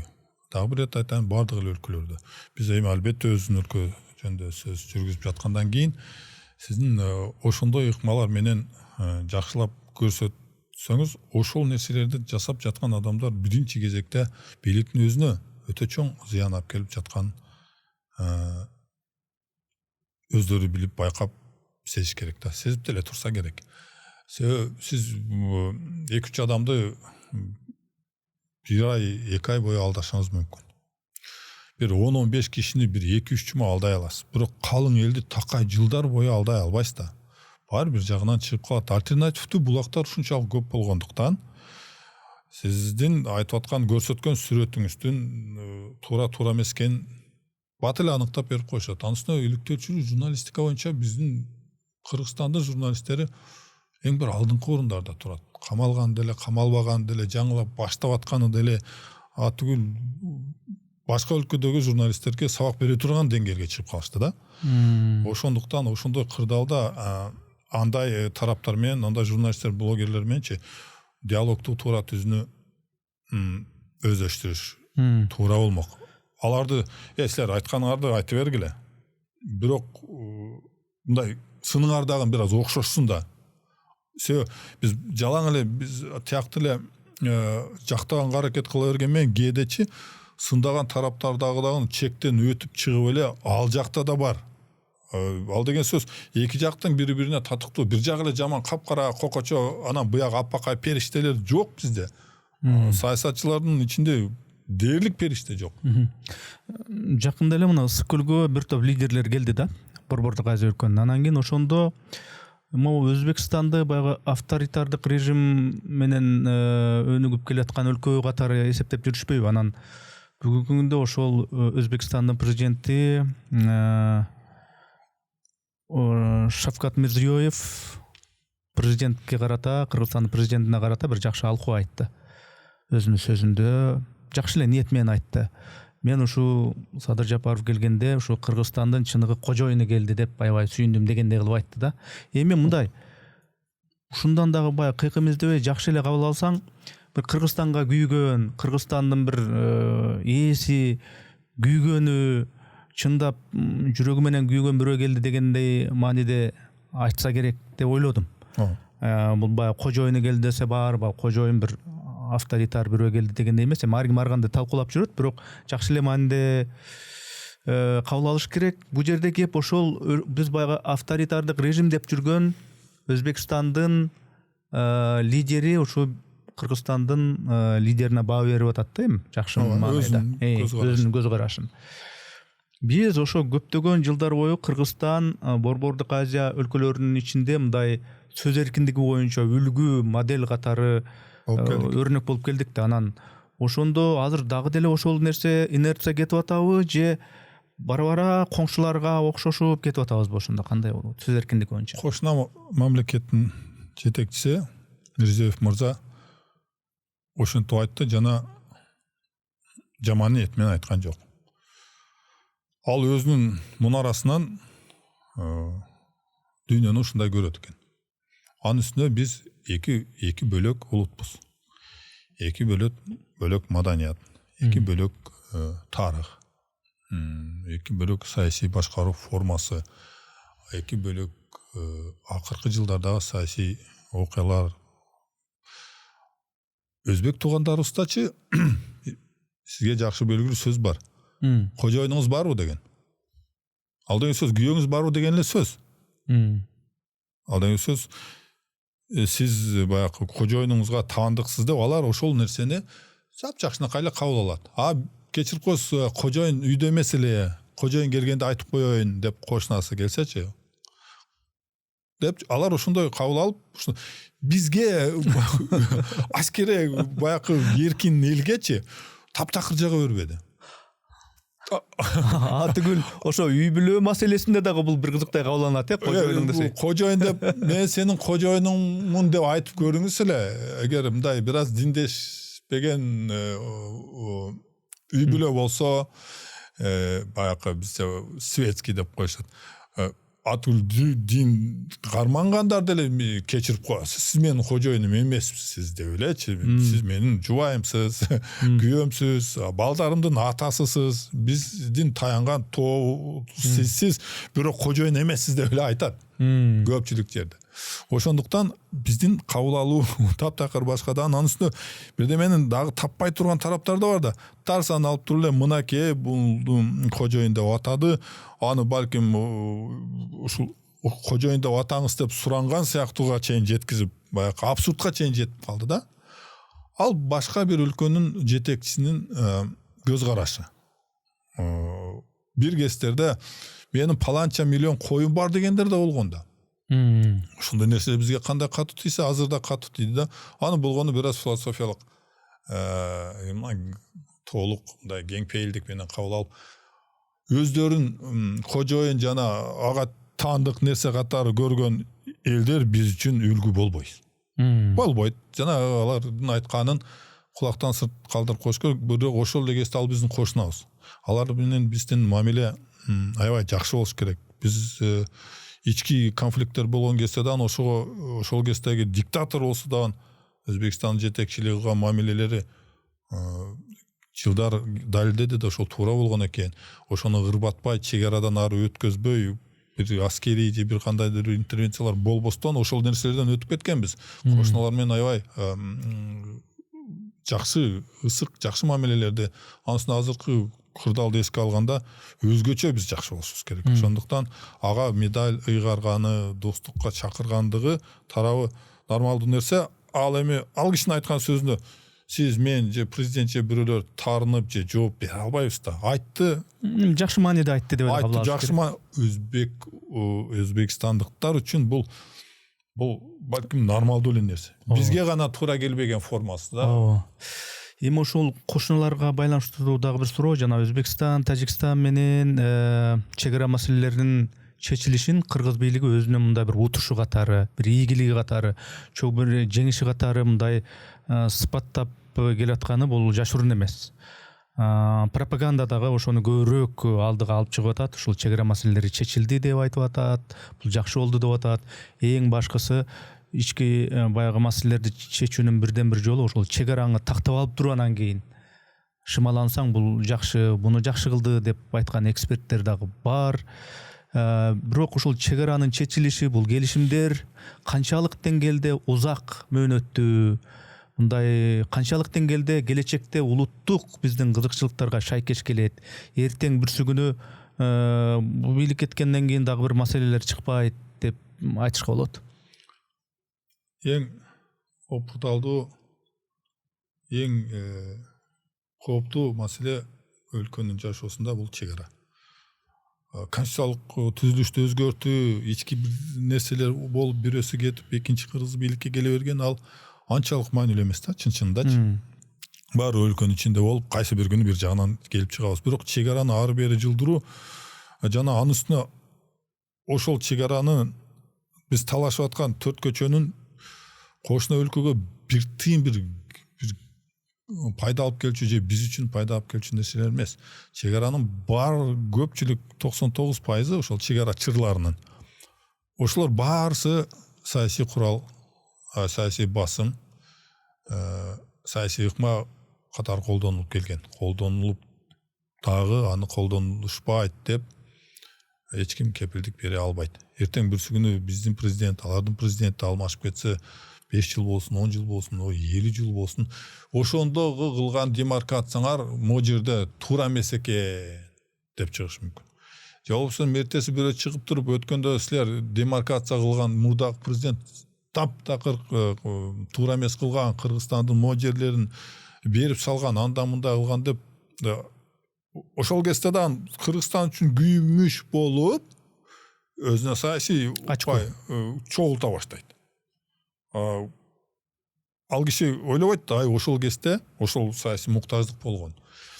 Дүйнөдө турбуленттик болуп, ири өлкөлөр согушуп атышып атканда биз үймөлөктөшүп чыкыш дегенде кошуналар коллективдүү түрдө, жамааттык түрдө коргоно калалы. Жалгыз адам, жалгыз өлкөгө кыйын болот. Болгону 7-8 миллион калкыбыз бар. 200 миңге жетпеген чарчы аянтыбыз бар. Анын 90% тоо. Кантебиз экономикабыз начар. Дүң продукция бир кишиге 3 миңге жетпейт. Башкалардыкы 50 миңден ашат. Деген ойдо бардык факторлорду эске алып, анча-мынча бир кулактуу сактагың келсе мүйүздөн айрылуу керек. Же болбосо мүйүздүн бир бөлүгүнөн балким айрылуу керек, бирок калган тулку денең, кулагың, көзүң, колу бутуң аман калсын үчүн балким ошол кадамга баруу балким эмес, мен туура эле деп эле эсептейм. Себепчи ошол төрт көчөдөн 15 метр ары жылып калса, ошол тынчтык алып келсе, элге жакпай калыш, мен ошо макул болмок. Эл албетте кызганат. Баягы бизде пропагандалык роликтер бар болчу. Балаң өлүп турса, мейли башка бала төлөр, паланчы болсо дагы эмне болор, бирок жерди бербейм депчи. Ал аябай терең жана сонун пропаганда. Жердин ар бир таш үчүн, каяктагы бир Аргентинанын жанындагы адам жашабаган чакан аралдын чатагы чыкканда Британия флотун жиберген. Эбеге сиз чоң флотту жиберип сактап атат. Ал ошол өзүңдүн кызгануу менен өзүңдүн жериңди коргоо алып туура нерсе. Бирок ошол эле кезде кошуна менен араздашып, ар түрдүү кошуналар бар. Алдуусу бар, алсызы бар. Анын акыркы чатакта биз бир топ эле алсыз кошуна менен тирешкенде да канча жоготууга учурадык, канча эки тараптан эмелер болду да, курмандыктар. Ошондуктан ошол нерсени жетишкендик катары эгер бийлик көрсөтүп атса, ага 100% кошулбасаңыз дагы эки жакты ойлонуп туруп, анын туура тараптарын сиз көрүшүңүз керек. Ошондой элге тынчтык алып келип атса, эч кур дегенде ушул 15-20 жыл же 5 жыл 10 жыл тынчтык алып келип атса делечи, биз ошол нерсеге макул болууга мажбурбуз. Себеби сизде келер сурап калат, сиз президентке кандай баа берет элеңи иштеп аткан деп сиз сурадыңыз да. Мен мурда президент болуп иштеген эмесмин да, ошондуктан толук баа бериш да кыйын да. Ошол чек-араны чечүүгө мага кыйгарып койсоңуз, мен кандай чечет элем? Кудай билет. Элге айта турган, айтпай турган жагдайлар бар. Ал жерде толтура жагдайлар бар, сыр нерселер бар. Ошондуктан анын үстүнө аны сындагыңыз келсе, сизде реалдуу альтернатива болуш керек. Сиз мына жерди туура эмес чечтиңиз. Мону кылсаңыз андан да сонун болмок деген. Сиз мону биринчи сиз этти эмес, бир аз карайтып пиязды куруш керек эле. Ошондо плов мындай таттуураак болуп чыкмак. Жана эт мынтип карайып көмүрдөй болбойт эле деген сыяктуу альтернатива сунуштап эле, сен пловду начар жасапсың, сен пловду начар жасапсың дей берсеңиз, альтернатива сунуштаңыз. Бирок Мадумаров, Айжигитовдор сунуштады окшойт өздөрүнүн альтернативасын. Алар өздөрүнүн сунуштады дагы, сунуштагандан кийин алар бийликке жага бербеген саясий күч катары кабыл алынды дагы. Бирөөсү мандат, эки тең мандатын жоготту окшойт. Мандатын жоготту, ден соолугун жоготту. Айжигитов деген депутат менин билишимче, жана ал дагы нормалдуу нерсе. Билесизби эмне үчүн? Сиз саясатка барардан мурда мен камалышым мүмкүн. Мен мандатымды жоготушум мүмкүн. Мен куугунтукка калышым мүмкүн. Ошол нерселердин бардыгын толук сезип, ошого макул болуп барышыңыз керек. Же бардыңыз. Анан жарым жылдан мен камап коет окшойт, болбойт дегенге болбойт. Жанда саясат менен алектенбеңиз. Ал боюнча түшүнүктүү. Биз азыр башка темага кетип калган турабыз. Негизги чегара боюнча оюңуз түшүнүктүү болду. Эми тышкы саясат боюнча бир некен суроом бар эле, мүмкүн болсо. Мына Украинадагы согуш, ошондон кийинки геосаясий акыбал, ошол кырдаалда мындай Москванын, Кремлдин, Орусиянын Кыргызстанга таасири кандай болуп калды? Көбөйдүбү же азайдыбы, же Кыргызстанды караганга чамасы жок болуп калдыбы, же кандай болуп калды? Элге жакпаган популярдуу эмес пикирди айтышым мүмкүн. Бүгүнкү күндө Украина сиз менен биздин эркиндигибиз үчүн согушуп жатат. Ага мен башка нерселерден тайсалдап айткым келбей антип атпаймынбы? Ушул нерсени ачык айтыш керек. Ачык айтыш керек. Себеп Украина өзүнүн гана эркиндиги үчүн эмес, бүтүн колониялык саясаттын курмандыгы болгон Грузия, Азербайжан өзүнө таап кетти. Өзүнүн жерлерин кайтарды. Кээ бир жерден согуш ыкма менен, кээ бирлерин сүйлөшүү менен антып ошол колонизатордон, агрессордон өзүн бир тап арылтып алды. Орта Азия мамлекеттерине таасири, биз таасир деп атап коебуз, ал деген сөз мындай өтө эле бизди чектеген таасир да ал. Биздин күйүүчү майдан баштап бардык нерселерибизди, атүгүл саясий процесстердин бардыгы ошол жакка байланып калган. Эсиңизде болсо керек, кээ бир шайлоолордо бүт партиянын жетекчилери барып ошол жерден бата алып келген сыяктуу кырдаалдарды көргөнбүз. Украина бүгүнкү кезде Прибалтиканын эркиндиги үчүн күрөшүп жатат. Европанын коопсуздугу үчүн күрөшүп жатат. Атүгүл ошого жетип калды дейсиз, украиналык баягы адистер Иран тараптан келген дрондорду атып жок кылуу боюнча араб мамлекеттеринен барып расмий түрдө келишим менен баары ошол жакта иштеп, ошол жакта дрондор менен баягы учуп келген дрондорду жок кылып, ошол жака чейин тарады. Эми элестетсеңиз, чакан Украина 40 миллионго жетпеген калкы бар. Территориясы боюнча менимче Россиядан бир 15 эсе кичине. Алардын бардыгын айтпаганда дагы Украина ким? Аларды нацисттер дешет.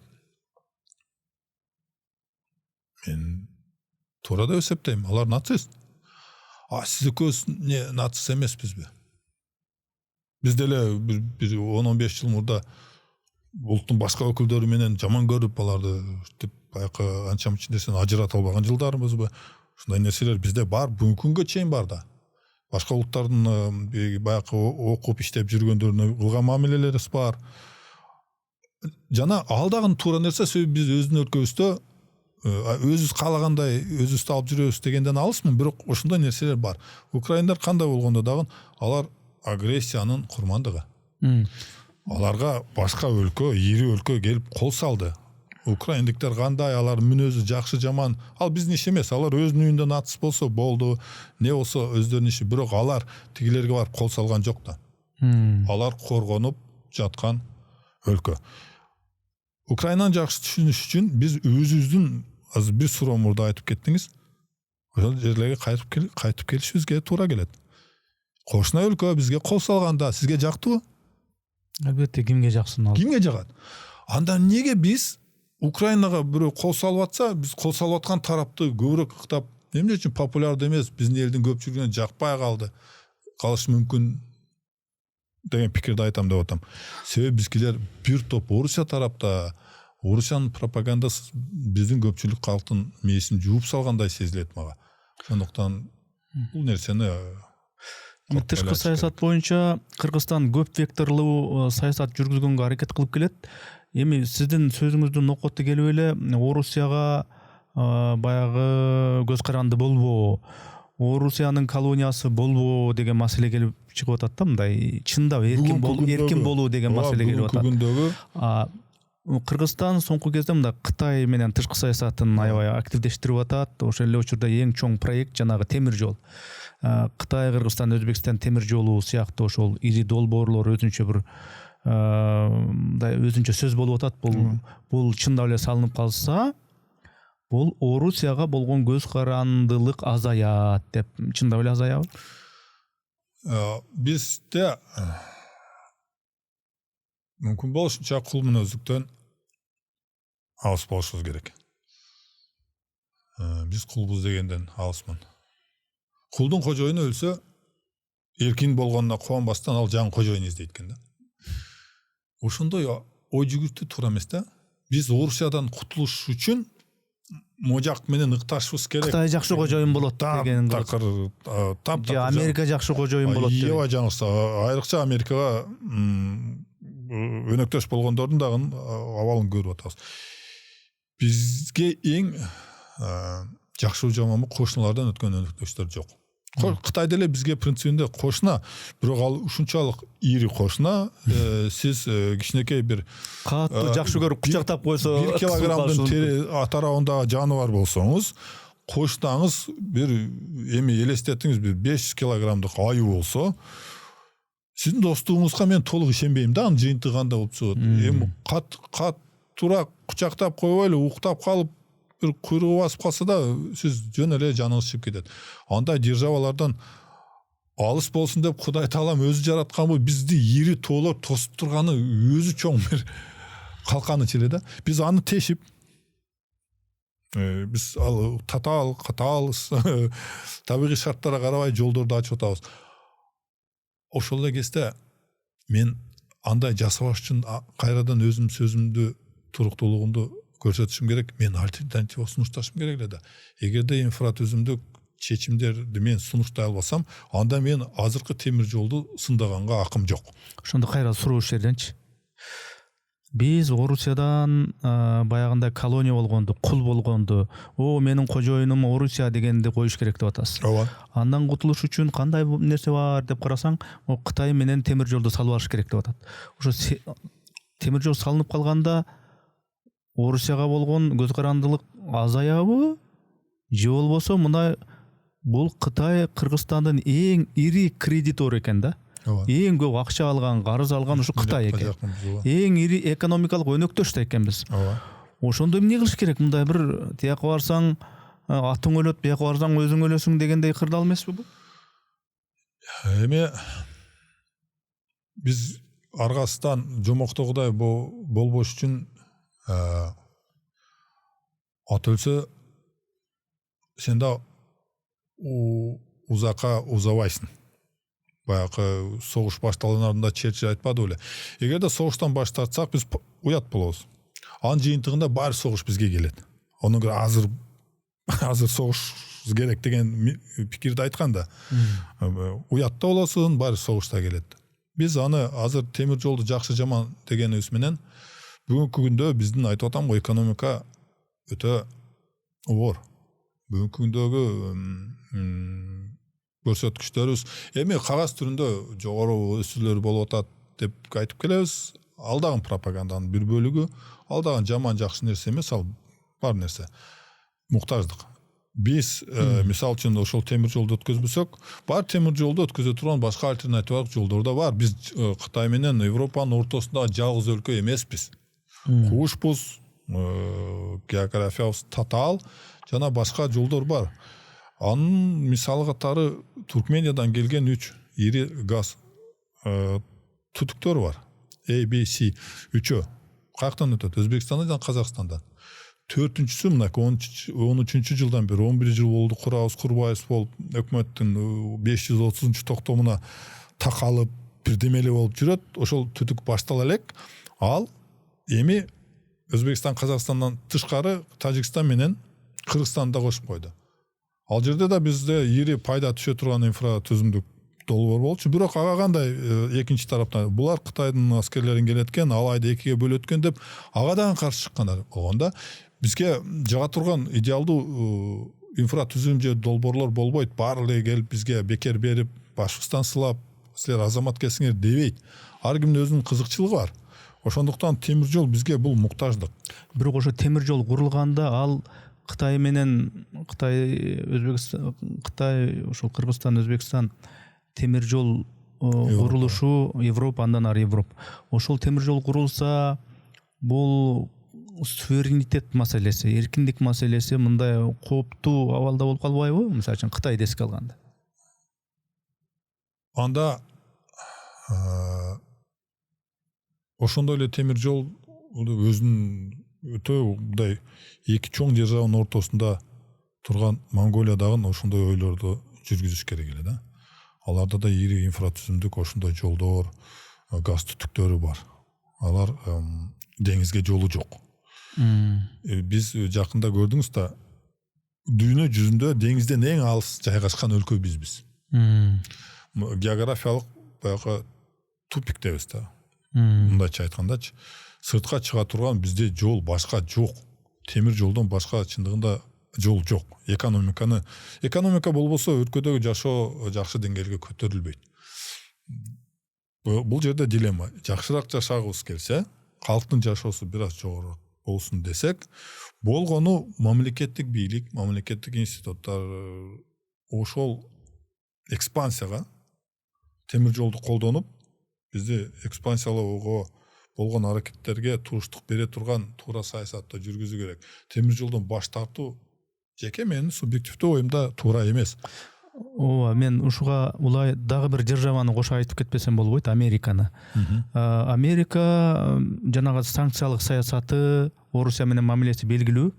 Бирок ошол санкцияларды айланып өтүүдө Кыргызстандын мындай Орусияга көмөктөш болуп жатканы боюнча алар эми баамдап калып дебейин, алар билишет эмне болуп атканын. Америка тарапынан көптөгөн баягы эскертүү ишараттарын жасады. Эскертүү кылды Кыргызстанга. Анан азыр жакынкы мында күндөрдө эле, жакынкы апталарда жанагы визаны дагы аябай катаалдантып, баягы суммасын да жогорулатып койду. Анан бул ошондо чоң державалардын ортосунда эле бир кимге кандай жибин кандай тартсак дегендей эле болуп атат да Кыргызстанчы тышкы саясатта. Ошондо эми ошол 3 державанын ортосунда бирөөсүнө бирөөсүнө мындай кылып ошол нерсени канчалык деңгээлде айланып өтүп мындай бир өтө бир чебер саясат жүргүзө алат, ортодо бир баягы курмандык болуп калбайт дегендей ойда. Азыркы аракеттеги Америка президентинин тарифтик саясаты өтө катаал жана ошол эгесте өтө стабилдүү эмес. Бүгүн сизге 100% салык салат. Ошол эң жакын биздин мындай эле коюңуз, эң жакын кошуна Канадага да тарифти көтөрүпчү. Анан эртеси эле кайра аны алат. Бирок биздин санкцияларды айланып өтүүгө аракет кылган жана ошондой иштерди аткарган компанияларга, анча-мынча менимче жарандарга персоналдык түрдө да АКШ тарабынан эле эмес, Евро биримдик тараптан да санкциялар жарыяланды да. Бул мындайча баягы саясий тарабын коюп бир четке кое туралы дагы экономикалык тарабын алсак, бул биринчи кезекте бизге экономикалык зыяндарды алып келет. Инвестициялар токтойт же токтоду. Визалардын кымбаттаганы жана же такыр эле берилбей калгандыгы биздин жаштардын келечегине түздөн-түз сокку урулду. Себеби жашырганда не жакшы билим алып жана жакшы жумушка ээ болуп, келечекте жакшы кесиптин ээси болуу биздин жаштардын негизги максаты да. Ошолордун мультипликативдик барып бүгүн келечектеги улут бүгүн калыптанат. Бүгүн кандай биз аларды бар мамлекетке камап алабыз дагы өзүбүздө билим берүү анчалык жакшы деңгээлде эмес экен, сыр эмес. Ошентип балдардын келечегине балта урабыз. Ошондуктан санкцияга катышкан ишканалар утурумдук бүгүнкү анча-мынча пайда түшөт да, эгерде сиз ошол Орусия сатып ала албай аткан оокаттарды, тетиктерди же бир нерселерди же каржыларды ары бир которууга аралашсаңыз, сиз бир аз эмес жакшы эле пайда көрөсүз да. Ошол эле кезде сиздин пайдаңыз сиздин чөнтөккө түшөт, а бирок бүт өлкөгө сиз зыян кылып атасыз. Демек сизде аң сезимдик жок, жана ошолорго катуу тыюу салууну жана ошолорго чара көрүү биринчи кезекте АКШнын же Евро биримдиктин эмес, ал биздин маселе болуш керек.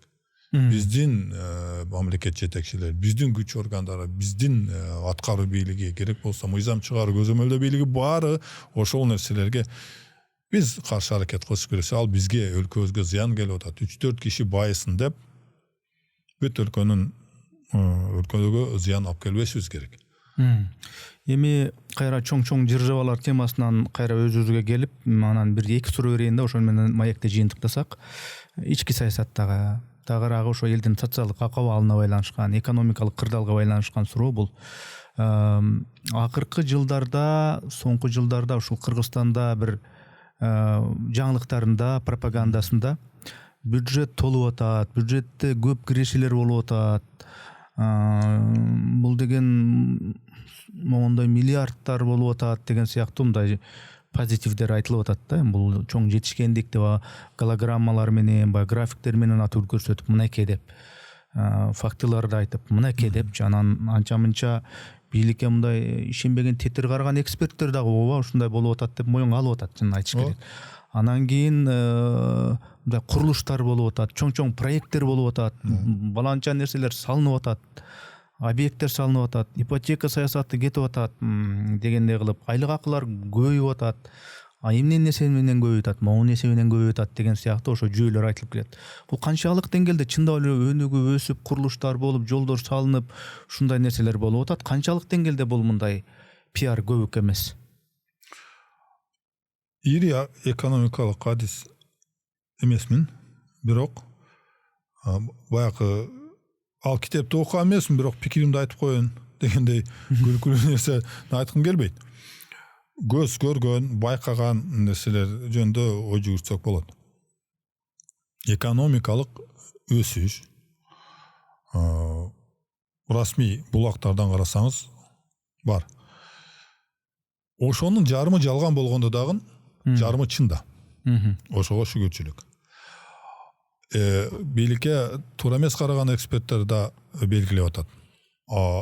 Алдаган жүрүш. Мисалы үчүн согушуп аткан Орусиянын экономикасы деле өсүштү көрсөтүп атат. Себеби өндүрүш согуш багытында баратат дагы, ал бир көрсөткүчтөр. Башка маселе ошол биздин динамика рост, өсүү динамикабыз ошол дайыма ошондой прогрессивдүү траекториядабы же барып туруп бир күнү ошонун баары кулап чыгыбы. Себеби эсиңиздеби бир кездерде Казакстандын көрсөткүчтөрү ушунчалык жогору болгон. Алар реинвестиция деп мамлекет тапкан каражатты ири инфраструктуралык же башка долбоорлорго жумшап ишкенде жыйынтыгында ал жыйынтык бербей Казакстан ири карызга батып калды. Ошондон улам Кытайга алардын карызы да көбөйүп кеткен. Ал эми алардын жашоосу, алардын өздөрүнүн мамлекети. Биз ошондойго капталып калбайбыз деген кооптоону дайыма эсте алыш керек. Ал деген сөз ага көзөмөл жүргүзүү керек. Жарандык коом көзөмөл кылганга аракет кылып ошону сындап аткан ошондон улам алар деле мамлекеттин душмандары эмес болсо керек. Алар ошону айтып атат, бирок жолду жасоо, жарыктандыруу, жаңы нерселерди куруу ал өзгөчө баатырдык, бир чоң каармандык деп эсептешибиз керек. Ошо экономикалык өсүш десе курулуп атат, салынып атат. Ал сиз тиги пайда болду, тиги көпүрө салынып атат дегенди ошо өнүгүү деп толук кандуу айтсак демек болбойт экен да. Ал деген туруктуу бир өндүрүштөр, ишканалар, такай киришелер. Ал нормалдуу, аны жакшы жаман дебейли, ал ошондой болуш керек да. Сиз ушул мамлекетти башкарып атасыз, сиз аткаруу бийлигисиз да. Сиз ошол жерде акимсиз, же губернаторсуз, же кимсиз, сиз ачык эле талкаланып жаткан жолду карап туруп эле жок бизде сонун деп эсептесең, сиз ошол жолду жамап же алмаштырып жасашыңыз керек да. Милдеттүү. Милдет, ал сиздин милдетиңиз. Ал сиздин батырлык. Болгондо дагы элдин акчасына.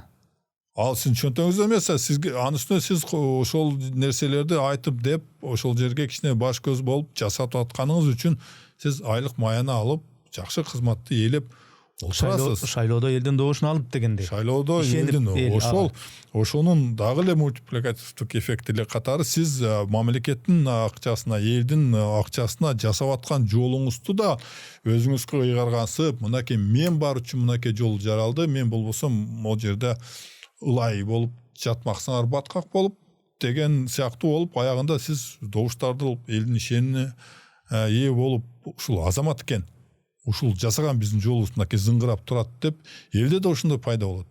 Ойчу. Ошону сиз колдонуп, кийин аны монетизация кылып, сиз добуш кылып, эртең барып депутатка өтүп кетесиз. Ушундай болот да.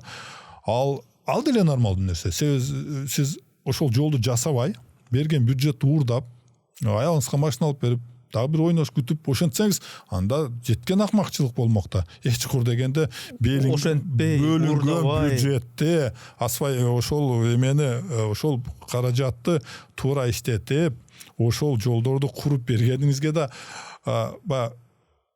шүгүр деп жөн эле себепсиз жерден камалып кетип, кийин бир 20 000 сом штрафсан чыгарып берсе, ошого кубанып чыгып кеткендей болуп каласыз да. Анын баардыгы эки тарабынан алар бизди батырлык кылып көрсөткөндө, биз аны батырлык катары кабыл албаганды эле үйрөнүшүбүз керек да. Ошо сиз баягы өнүккөн өлкөлөрдө эми ошо жок эле деген ошо Дубайда, башка өлкөлөрдө кыдырып жүрөбүз, жөн эле кыдырбайм тип, баам салып жүрөбүз. Өнүккөн өлкөлөрдө ошо президенти болобу, премьери болобу, же башкасы ким жетекчиси болобу, ошолорду жасап бергени, жасап берди, рахмат эмес. Бул ошолордун түздөн-түз милдети да. Милдети да, сиз ошого жалдангансыз да элге. Анда ошондой кабыл алыш керек. Ата жасаа жылып туруңуз, мен жасайм дегендей да.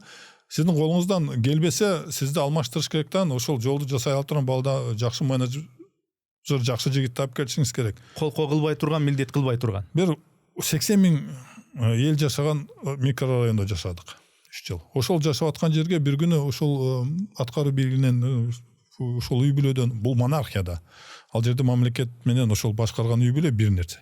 Келип, жаңы курулган сода борборуна келип, бир жарым саат сүйлөп, жакшы борбор экен, азаматсыңар деп бир чашка чай ичип, кофе ичип баратып, анча мынча эми анча эле жаңы мурдагыдай жаркырабай калган жерлерди көрүп могу жерлерди кичине оңдосоңор болбойт экен, кичине көңүл буруп койгула, жана силерге мен жүк түшүргүм келбейт, өзүмдүн жеке фондуман деп бир 3,5 миллиард доллар таштап кетти.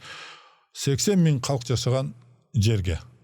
Эми элестетиңиз, биздин жылдык бюджетибиз канча, бир көптөгөн бир 6 микрорайон деп коюңуз да, же 10 микрорайонго келип туруп биздин мамлекеттеги бюджеттин бир жарымынан көбүн берип койгон сыяктуу. Ал деле суктанарлык нерсе эмес. Аларда ошончолук өнүккөн экономика, чакан өлкө, өздөрүнүн жарандары 1 миллионго жакын, калган 9 миллион ошолорго иштейт. Жана демократия жок, шайлоолор жок, бирок элдин жашоосуна алып келип, жөн эле жерден аз эле адам аны билип калдык. Ошондой эле чечип чыгарып берип, ал кичинекей эле эме чыкты. Жалпы жаңылыктардын түрмөгүнөнчү. Ушул чакан эмеге, микрорайонго мынча акча бөлүп бердик деп эле айтып коюп эле кетип калышты. Бизде кээде 1,5 километр асфальт жаткырылган жерлерге дагы чоң үлкөн мамлекеттик жетекчилер барып кайсы саясатчы эле чөнтөгүндө кайчы депчи. Сонун айтканда ошонучу менимче Алтынбек мырза айтса керек. Булардын чөнтөгүндө кайчысы эле бар депчи. Ошого чейин абсурдка жетип калганбыз да. Алар унчукпай эле иштерин жасап, жана аны аткарган адамдардын фамилиясы деле прессага чыгуунун кереги жок. Ошол жердин акими же губернатору же ошол жердин кими башкарчы экени баары эле маалым да. Эч курда энди аткаруу бийлиги жасады да. Болду, ошону менен дымдыр болуп, ар ким өзүнүн ишин кылыш керек эле. Мейли ошол жолдордун салынышы, бир объекттердин салынышы, курулуштардын болуп атканы, көпүрө сөпүрөлөрдүн, мектептердин, дагы башка бир объекттердин салынып атканы бул ошол бийликтин түздөн түз элементардуу милдети болгон чакта деле иш жасалып атат деп карай турган болсок, сонун жакшы бир долбоорлор бүтүп атат деп карай турган болсок, аны мейли ошону пропаганданын күчү менен бул ийгилик, бул 30 жылда болбогон иштер болуп атат деп мейли карай турган болсок, бирок ошол эле учурда элдин жашоосу, жанагы инфляция, элдин баягы чөнтөгү, капчыгы кандай болуп атат, аны баарыбыз көрүп атабыз. Кымбатчылык, азык-түлүктөрдүн баасы, жанагы күйүүчү майлоочу майлардын, бензиндин акыбалы, алар мындай инфляция мындай таптакыр башкача реалдуулук эмеспи элдеги акыбал? Биздеги күйүүчү майга биз таасир бере албайбыз. Ал кайра эле барып ири согуштарга байланыштуу. Бирок өз кезиндеги биздин туура эмес баягы жумуртканын баарын бир корзинага салып салганыбыздын жыйынтыгы. Ага менимче азыркылардын тиешеси жок. Өз кезинде биз кыргыз газдан баштап ошол кездеги президент айткан, бизге кыргыз газ эмес, газ керек деген. Жыйынтыгында эмне болдук? Черчилль айткандай, газ да жок, кыргыз газ да жок калдык. 40тан ашуун ири объектилери, миңдеген майда объектилер кыргыз газды $1 сатып бергенбиз. Эми белекеле берип койгонбуз да. Ошонун жыйынтыгында момундай иш келип чыкты. Биз ошол эле кезде Казакстан менен ошондо баштап Өзбекстандан газ алып, Азербайжан, Казакстан, Түркменистандардан күйүүчү май алып, диверсификациялап, бир бөлүгүн бияктан алабыз, бир бөлүгүн бияктан алабыз деп келишимдерди түзүп, ошентип өзүбүздү коопсуздандырганга геополитикалык өзгөрүүлөрдү алдын ала эсептеп андан дагы чоң масштаб менен айтканда, эми Бажы союзуна кирбей эле мына Өзбекстанга окшоп, ошол эле учурда Орусия менен мамилени сактап, мындай эркин каалаган өлкө менен каалагандай мамиле кыла берсе. Эки нерсе аябай ошол акыркы 30 жылдык тарыхыбызда, кыска тарыхта биздин эң бир жакшы нерсе, биз эл аралык баягы соода биримдигине мүчө болгонубуз. Дүйнөлүк соода уюмуна. Биздин орто класстын калыптануусуна биздин ушунчалык бир топ белдүү орто класс жаралышына ошол себепкер болгон. Ошол эле кезде экинчиси өзбек туугандары, кошуналардын Евробиримдикке кирбей койгону ошондой акылдуулук болду да. Ошол эле кезде алар ВТОго мүчө эмес болуп, баягы байкоочу болуп антып-мынтип аракет кылышып, мынтип жүрүшөт. Карасаңыз, ушунчалык парадокстор да. Жыйынтыгында биз азыр Евробиримдикке кире калып туруп, биз бардыгын ушул бир тарапка берип койдук дагы сырткылардан биз эми алалы ошол эле Өзбекстандан ВТО кирбейт биз Газпромду сатып салдык дагы дүйнөлүк баа 178ден $126 чейин турган газды 112ден сатып алып ошол эле Газпром бизде түтүгү жок Газпромдон алып келип бизге 250ден сатып атат. Бир жолу Лукашенко эмнеге ыйлактады? Дүйнөдө $112 болуп атса, силер неге бизге 200дөн сатып атасыңар деп, ал 200 эмес, $160 тегерегинде алып аткан Белоруссия нааразы болуп атат, а биз ун чыкпастан $250-260 сатып алып келаттык. Газды аштырдык деди. Газпромдун түздөн түз келген бизде түтүгү жок.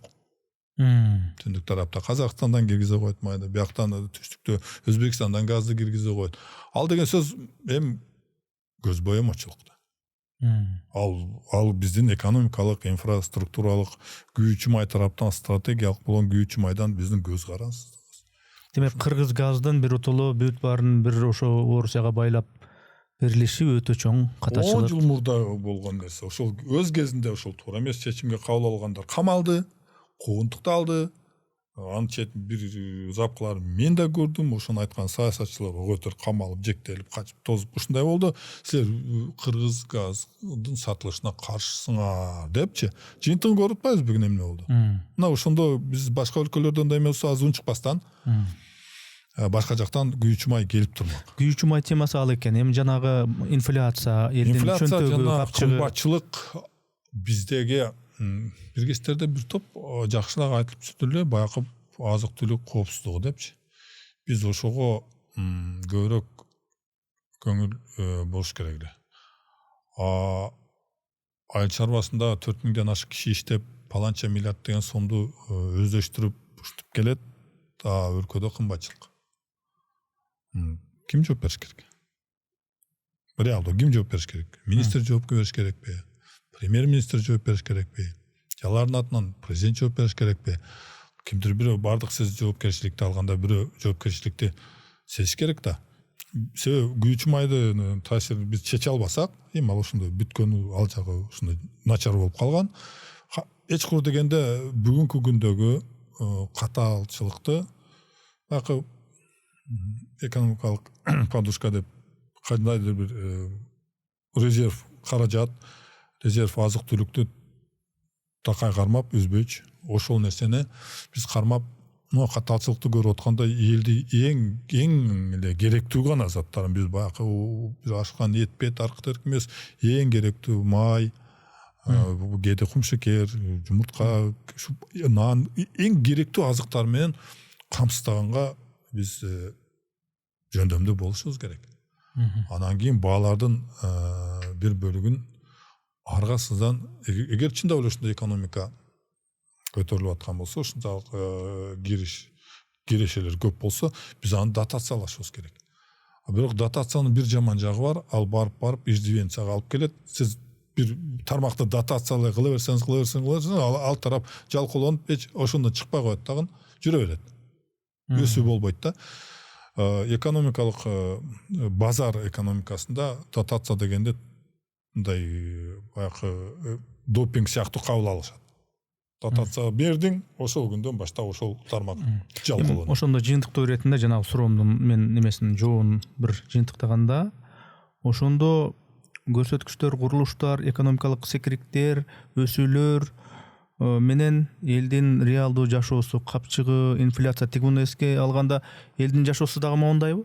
Эки тарап эки сүрөт болуп калып атат да, элдин жашоосу азыр баягы көрсөткүчтөрдөй жакшы эмес болуп чыгып атат да. Кымбатчылык, майдын жоктугу, азык түлүктөрдүн кымбатчылыгы жана жетишпей аткандыгы, башка нерселерди мектеп айтпаган кезде адам, тирүү адам минималдуу бир азыктарды кабыл алыш керек да, тирүү болуп басып жүрүү үчүн. Баягы жеш үчүн жашабайбыз да, эч курда жашоо үчүн адам азыктануу керек.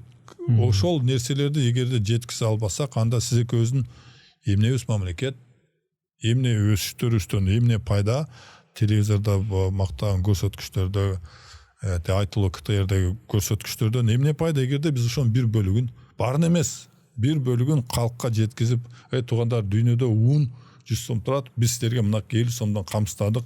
Мүмкүн болушунча татыштык, туура түшүнүңүздөр. Эт 800 сом, биз сиздерге бир 500-600 сомдун атарабында аракет кылып атабыз. Бирок сизге рынок баш ийбейт да.